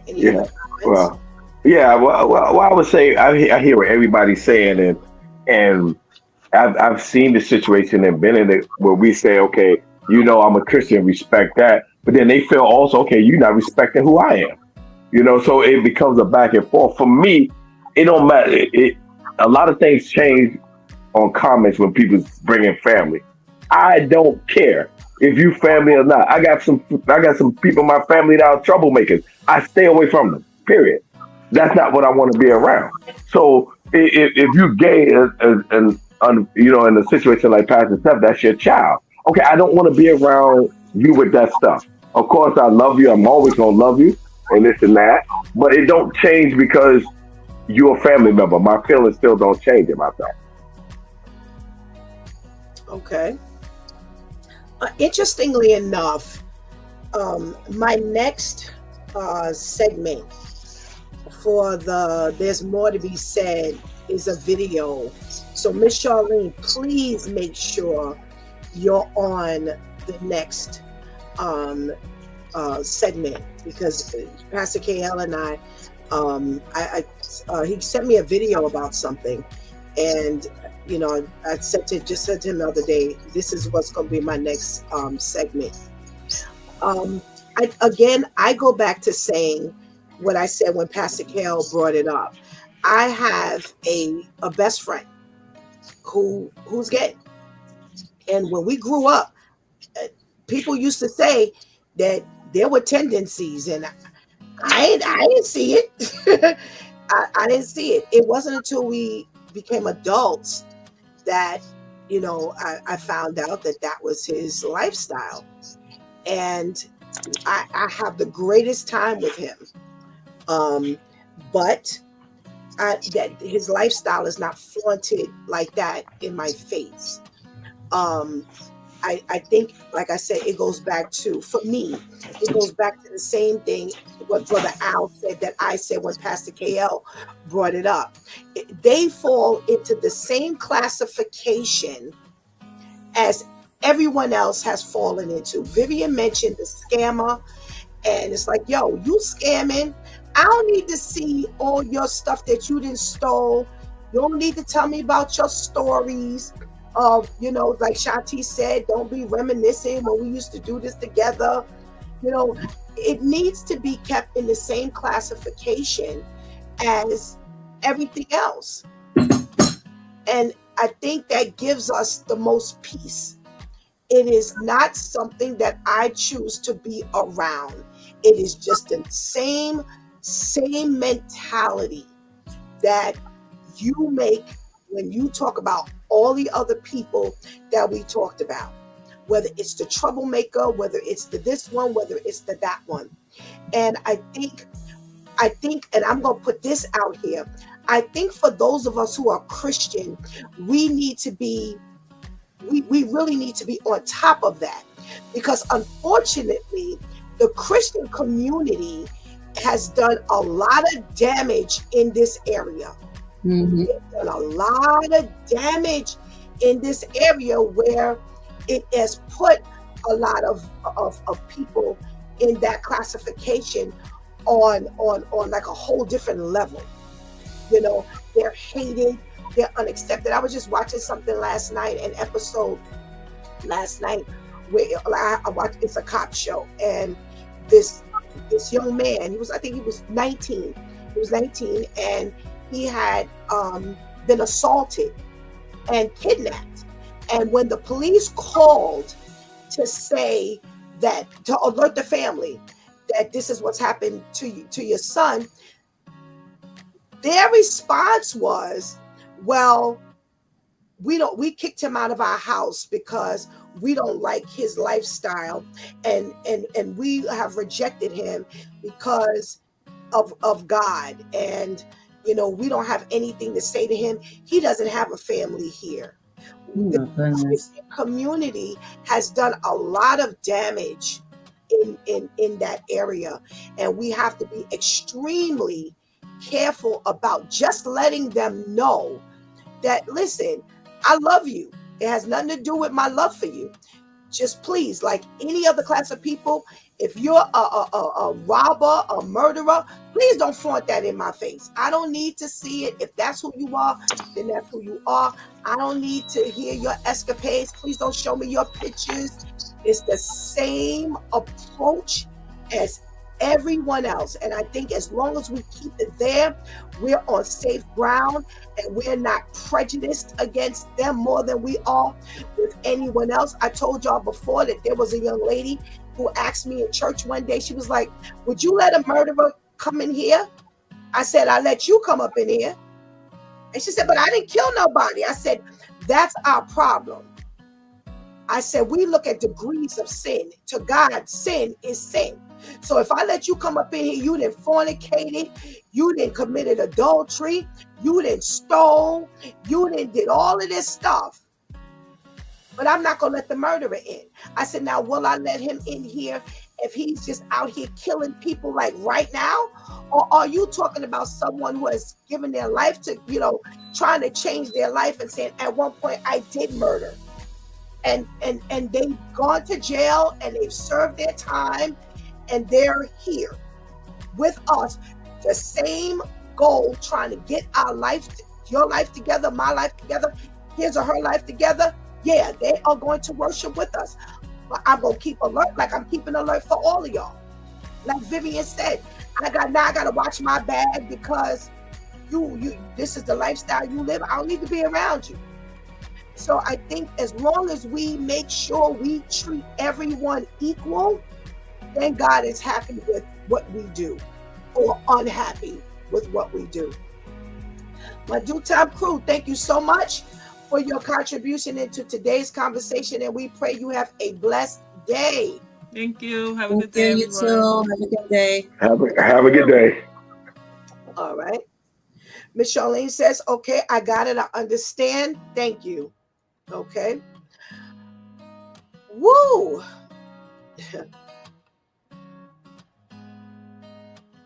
I love God because I always say the word of God is narrow, but yet broad, broad, but yet narrow. We have like no reason not to learn. We have no reason not to grow. None. Every single day, God invests in us. But it's up to us to receive or reject the investment. Today's conversation was really important because we Christians compromise way too much. And we find problems with creating boundaries. We find problems with staying within boundaries. We have a problem crossing boundaries. And one of the areas that we do that in is with the company we keep. I remember my grandmother, who was a pastor, used to always say, I love all my family. She said, I love all my family. And sometimes when my aunt and I are talking, she always talks about how we just love family. And I remember one time my grandmother, somebody had pushed her in her chair, and she ended up kind of like in the middle of the room. And my grandmother had 6 kids, at least 15 grandchildren. And when we got together, we had so much fun, but you saw all the various characteristics. Now, in all of her family, only 2 of her children went to church, her 2 daughters. And out of all her grandchildren, only 2 of us ended up going to church or staying in church. And she was sitting in the middle of the floor. She ended up being in the middle of the floor one day. And we looked over her and we just bust out laughing.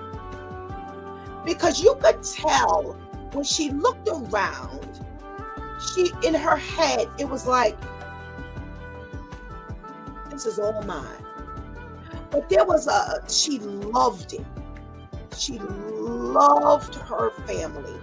And she never treated anybody any differently. Now remember, out of everybody, 4 of us in the room outside of her is actually in church, following what she has decided to do with her life, what she's preaching and trying to draw men to Christ. Only 4 of us in the room are actually on that path. But you could tell the difference in how she loved every one of us. Every one of us.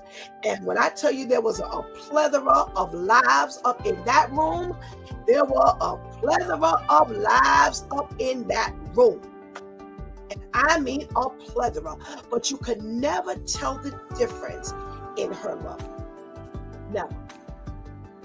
To the day God closed her eyes, you never could tell the difference in her love for from the oldest to the youngest. From her 6 kids to the 15 grandkids at least, and all the great-grand. You couldn't tell the difference. And that's the way God looks at us. Same way God looks at us. When he loves us, he loves us. You cannot tell the difference. For all have sinned and fallen short of the glory of God. We are all coming from the same origin. Where we have decided to fall is where we have landed, and we are moving in that vein, on that path. And the hope is that if you're not on the path towards salvation, that you will hear something and you will be moved to join and get on that path. But God does not look any differently at any one of us, regardless of what our lifestyles are. However, we have to make the decision as to who we're going to be around. What can we be influenced by? Because, last night I was talking to someone and I said, the Bible says that the enemy will deceive even the very elect. Now, for those of you who may not understand what that means that for those of us who preach and teach the gospel, for those of us who are living a life in Christ, once saved ain't always saved. At one point, we can actually turn and go the other way if we should choose to do so. Because we're not robotic. God has never made one of us robotic. So in other words, the day you say, I want to give Christ my life, and as Shanti said today, every day you've got to get up and make that your decision. And not only then, but when you go through the day, you have consistently got to say to yourself, God, it's me and you. Because throughout the day, you're going to come across all kinds of things. And some of us are easily influenced more than others. And I've told this story here before. There was a woman that we knew, and she was dating this man, and she used to always complain about the fact that he didn't want to go nowhere. He don't want to go nowhere. Everywhere I want to go, he don't want to go. I want to go to family events. He don't want to go. I don't want to do this. He don't want to go. I don't want to do that. He don't want to go. Well, I tell you, this went on for years. Nobody knew until one day we were all sitting outside, including him, and we were talking. And he said, I used to be an alcoholic. He said, and I stay away from anywhere that's serving alcohol. He said, because the last thing I need is to be around that alcohol and to be swayed, because I'm looking at them, and like Shanti said, I'm reminiscing on the good times that I used to have when I used to drink, and I want to join that group over there that seems to be having this great time. He said, I know my limit. He said, and I'm not going. He said, I don't care what anyone says. And she hadn't said anything this particular day. I don't know what happened that made him say it, what the conversation, but he finally said it. So when she and I were alone, I said, all these years you've been talking about him, like something was wrong with him. I said, but little did we know this man is doing what he needs to do to save his life. He understands that this could be not just a downfall, but a major downfall. And you have not appreciated that. So how are you benefiting him as his woman when you are complaining about him trying to save his life? You need to not even invite him or suggest you go anywhere. If you want to go, then you carry your friends and you go. Don't invite them. And I first asked her, well, did you know that was the case? And I said, I can't believe for years you sat here and you talked about him. He don't want to do nothing. He can't go nowhere. He don't want to. And you knew. That's what we're talking about. You have to make that decision as a person who has chosen Christ.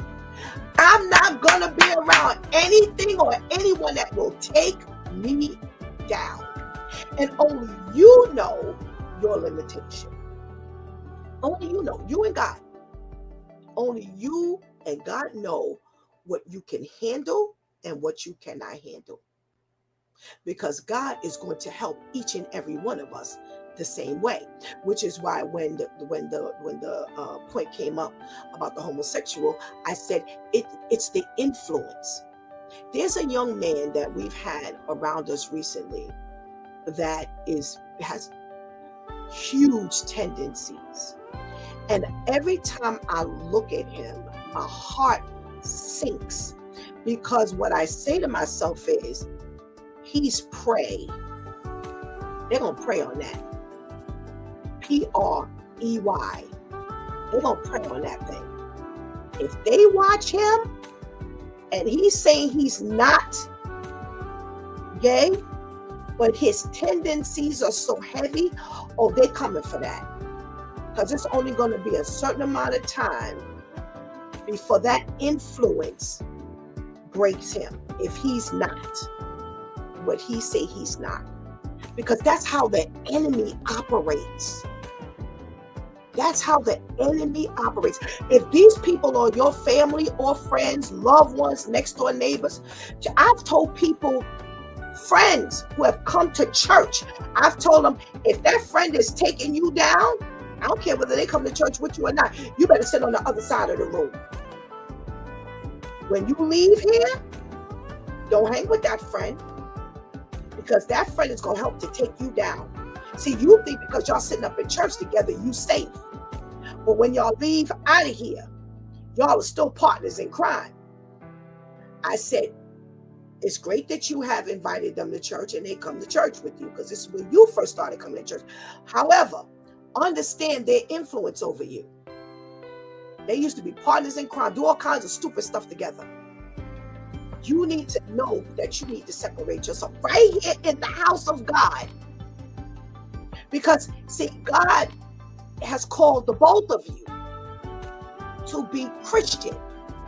But he knows who's going to end up going east and west. He knows who's going to actually follow him. And he knows who's actually not going to follow him. Don't keep believing that because you're attending church together, that you can still hang together. If you, when you're separate from that person, you're hanging with the group that's doing right. But when they're separate from church, they're hanging with y'all buddies that's still doing wrong. Couple yourself with the people who are trying to also find God. And that's why if you watch you and you watch them, you're not doing as much as they're doing. But don't for 1 second believe that you are going to be able to walk out this door, hang with them again, and y'all won't be doing all the stuff that y'all have been doing. And they grew up as kids, the brothers. I said, don't believe the hype. I said, continue to couple yourself, because you know your weakness. Don't let the enemy allow you to believe or help you to believe that you're not gonna fall, that you can't fall. Because just like I quoted, the Bible says that the enemy can deceive even the very elect. We got to be very careful about who we're around. No, I don't want to be around anything that is not serving God. And for those of you who have been listening to my closings, like I said to y'all yesterday, it seemed like ever since this additional segment has been given, these closings have been longer. And I've been concerned about that. And can I tell you something? I am so blessed to hear that people have said, I'm glad I stuck around for the closing. I'm glad I stuck around for the closing, because something you said, this you said, or that you said, even Shanti said it. She just said it wasn't until Pastor Steph's closing, because it's not Stephanie that's talking to you right now.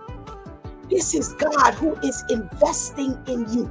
You're not looking at this screen right now hearing Stephanie, you are hearing God.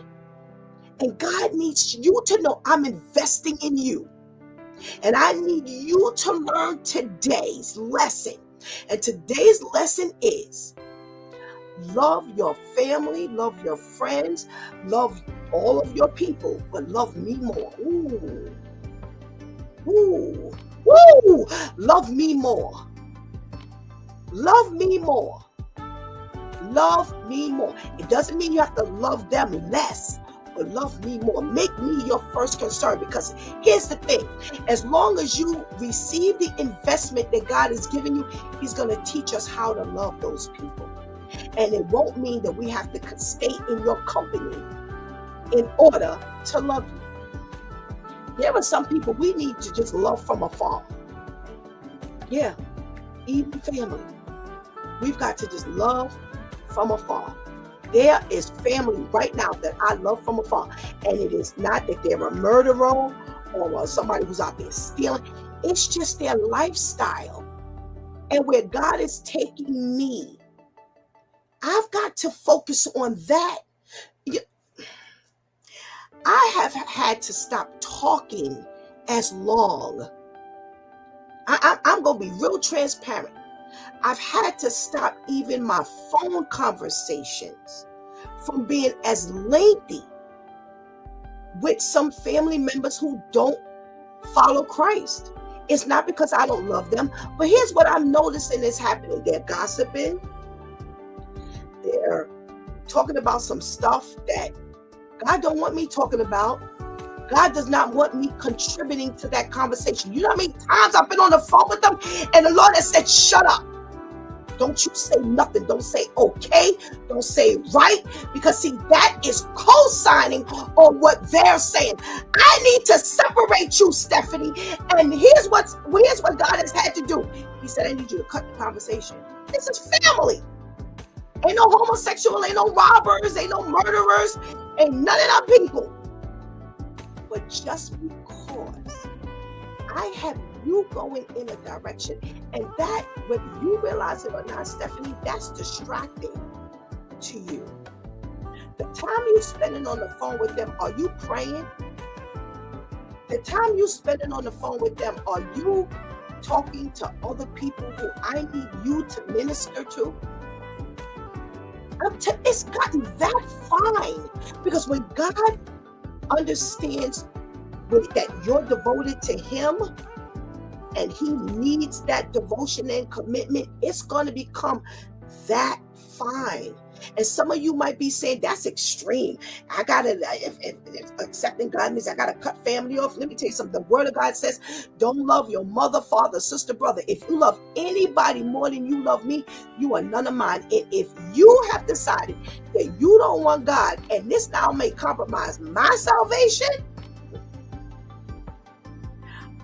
bye. And I'll talk. We'll talk. But I'm watching the clock. I'm watching that clock, because I realize that there's an assignment on my life. Is there an assignment on your life? What are you giving your time to? Is it the assignment, or is it to your friends, your people, all kinds of other stuff? Are you supposed to be reading your Bible, but you shopping? Are you supposed to be praying, but you chilling looking at TV? We have to understand that it becomes that fine. When you say yes to God and you want to make it into His kingdom, there's going to be some things you're going to have to shave. And one of them things is going to be the company you keep. As Vivian quoted from the Word of God, bad company corrupts good morals. Excuse me, bad company corrupts good morals, meaning that no matter how great you may be, you keep with that bad company. And no matter how much you love your people, you have to make the decision as to what God is investing in you. How much time is that going to take? Am I going to be around those people or in those places? Because not just those people. I tell my congregation all the time, your feet can't go everywhere. Stop going everywhere somebody invites you to. Because again, you think you're protected. That's another thing that we have to understand. If we have not given ourselves to the Lord, we are vulnerable to the enemy. We are open season to the enemy. Read your word. Read your word. When you have not given yourself to the Lord, you are open season. Now, if I just got finished telling you that even the very elect can be deceived, what you think you are when you ain't covered by God because you didn't give your life to the Lord, and now the Spirit of the Lord is protecting you? You are vulnerable. You can't go everywhere. You can't do everything. You can't be with everybody. And that's what I got this morning. I didn't have a topic, and I went digging, and That's what I came across. And I was like, I said to Shanti, I said, you know what? If you come across something, let me know. But I kept saying, this thing keep gnawing at me. God wants me to talk about this thing. And when Vivian mentioned it, I was like, there you go. There you go. God, he definitely wants me to stick in now. So let that investment today help you understand what God wants for you, first of all. It's for you. I think we look at things erroneously. We always look at it as though God is robbing us of something. But what does God want for me? Does he want me to keep in his company, the company of his people, so that he can continue to grow me? Because as long as I stay focused on him, I will continue to grow. But if I don't stay where he needs me to stay, around the people that he needs me to stay around, I'm going to either be stagnant or go backwards. Now, like I said to y'all the other day, God spared my life, I'll be 59. I ain't got no room to be standing still. As Pastor KL says, I'm closer to the cross than I am to the crib. I ain't got no time to be standing still. Every moment of my life, I need to be moving. I need to be growing. God has got me ministering to more and more and more and more people. More and more and more and more people are calling me to ask me, Pastor Steph, please pray with me. Pastor Steph, what should I be doing? Pastor Steph, what does this scripture mean?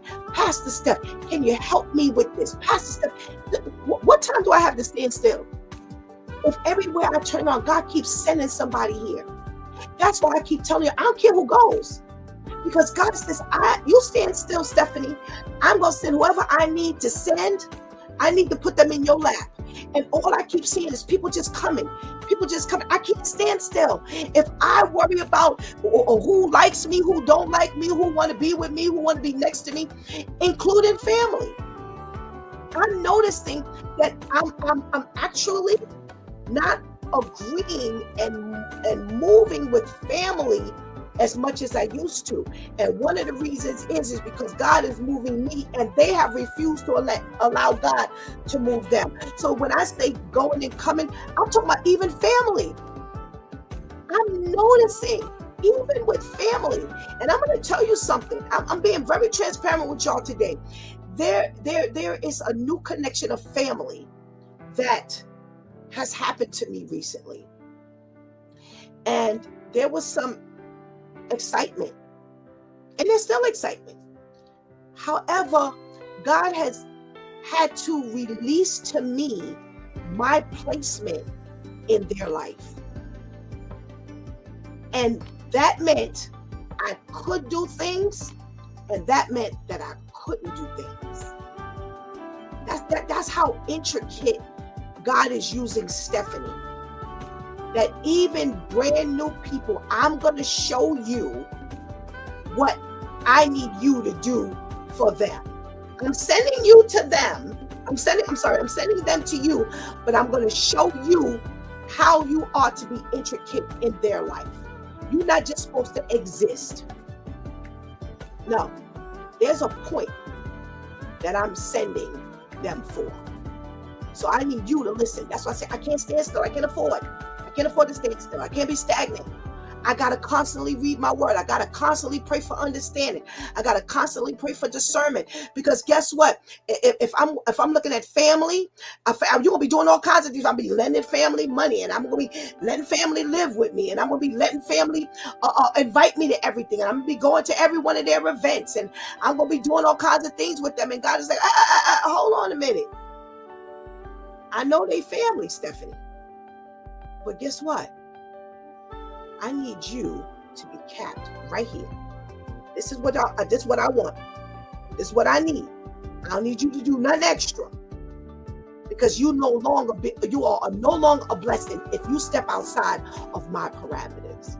So take today's investment and go before the Lord and say, God, I just heard the ministering today of who I need to keep company with, who I need to stay away from, who I need to draw near to. Now I need some deeper clarification because see, I heard generals. Now I need to know specific. What do you have for my life? This is a bonus right now, y'all. I'm telling you what to go to the Lord and say. Ask God for a level of discernment. God, help me, please help me. Show me who, what, when, where, and why. And I'll follow you, whatever you tell me to do. I'm not going to be mad if you tell me to step away from this one. I'm not going to be upset if you tell me this one is about to leave me. I'm not going to be upset. I'm not going to be hurt. I don't care if it's my kid. But if it means that they are coming between me and you, I'm going back to your word that says, mother, father, sister, brother, child, nobody, not no one. How am I going to let a child that I brought here separate me from God? Oh, pay attention. Pay attention. Pay attention. I'm supposed to be directing that child, but I'm going to let that child separate me. Shantice, Shawnice, nor Tamaja could separate me from God. I don't care what they got going on. I don't care how much they need. I don't care how much they want mommy. You listen, you step up on this level, my girl. That's where you need to be. I'm not stepping down to yours and I'm not meeting you where you are. You need to elevate. Follow mommy because mommy is following Christ. That's what you need to do today. Take this investment today. Don't take it lightly. Take it for what it is. Take that weight that you've just been given of information. Pastor KL, Shantice, Vivian, Brother Al, gold today that they've given out. Take it. Take it to God and ask God, how do I apply it to my life personally? I've already heard you tell me I need to sever ties. Which one of those groups am I finding myself involved and partnered with? Is there another group that I'm partnered with that you don't want me with? Because my word to you is that I want to be a part of you. And if I want to be a part of you, I'm going to have to follow you even when it hurts. So I need your help right now. Please help me. Shantice, make sure that number is in the chat room. Make sure if you need, that number is available to you. The number is available to you to use at any time. You're not just here for no reason. God has had me make myself available to you. That's the investment that goes forward even outside of this broadcast. So go to God, ask him, show me how to move. Show me who to be with. Show me who to be without. Show me who's gonna, if they walk away from me, I'm okay. Show me if I need to be on this job. Show me if I need to be hanging with this niece, this cousin, this auntie, this god sister, you know, this mother, this father, this sister, this brother. Tell me if these people are good for me. Or do I need to step away, grow in you, and let them see Jesus in me? Because where I am now, I can't really help them much. But if I step away from my sister or my brother and they see me grow, here's my tagline I always say to people. People need to, the people that have known you from yesterday, from years ago, they need to see your determination so deep in the Lord that he makes that change, that they look at you and they say, I want to get to know the God that you've come to know. That's my tagline. That's one of my taglines. Let them look at you and want to find the God that you have found. That's how you can benefit them. Not being under them and doing what they do. But step away. Let God use you. Let God grow you. Let God groom you. Let God mold you. And when they look over, they like, whoa, you different. Now, what you been doing? Let them see that God is doing a wonderful work in you. That's how you can be a blessing to them. Because see, you don't love them unless you can be a blessing to them. Yeah, see, giving you money and, letting you stay with me, or giving you clothes, or, chatting on the phone with you hours in the night, that's not real blessing. That's not the real blessing. That's not the top blessing. The top blessing is when I can show you Christ. How I can show you Christ in me. Follow me, imitate me as I imitate Christ. That's how you bless your family. That's how you bless your friends. If you got grandchildren and you ain't got them in church, if you got kids and you ain't got them in church, if you got nieces and nephews and you ain't got them in church, why? So are you listening to the news that we're giving every day? You need to have them in church. There is a Bible-believing church that you know of. Not just a church that everybody just go. You want a Bible-believing church, a church that's going to follow the word of God, that is not going to do what God says don't do, and only going to do what God says do. How are you blessing people? That's the investment that was made into you today. Do I have a bigger job than what I'm doing? Am I blessing? Or am I a mess that's making a mess of who I'm around? Am I contributing to their mess? Or am I being a blessing? You've been watching It's Due Time with Pastor Steph. Join us Monday through Friday from 7 a.m. to 9 a.m. where we discuss matters of the heart, mind, and spirit. As you go through your day, be sure to set your mind on things that are above, not on things that are on earth. They will only serve as a distraction. Remember, prayer changes things. It's Pastor Steph signing off, and I want to thank my Due Time crew for always coming through big time. Thank you for hanging out with us and helping us do what we do. Please do not miss this opportunity to give Christ your life right now. Please do not miss the opportunity to strengthen that relationship in the Lord right now, because later is not promised to any of us. Tonight, God spares, we are on with My 2 Cents. And we will be reviewing the movie. Shanti's put that movie up in the chat room, please. And we will be reviewing the first 3 episodes of season 3 of Reasonable Doubt. Let me say that again so it comes out clearly. The first 3 episodes of season 3 of Reasonable Doubt. And man, I just watched the first season last night and they came back strong.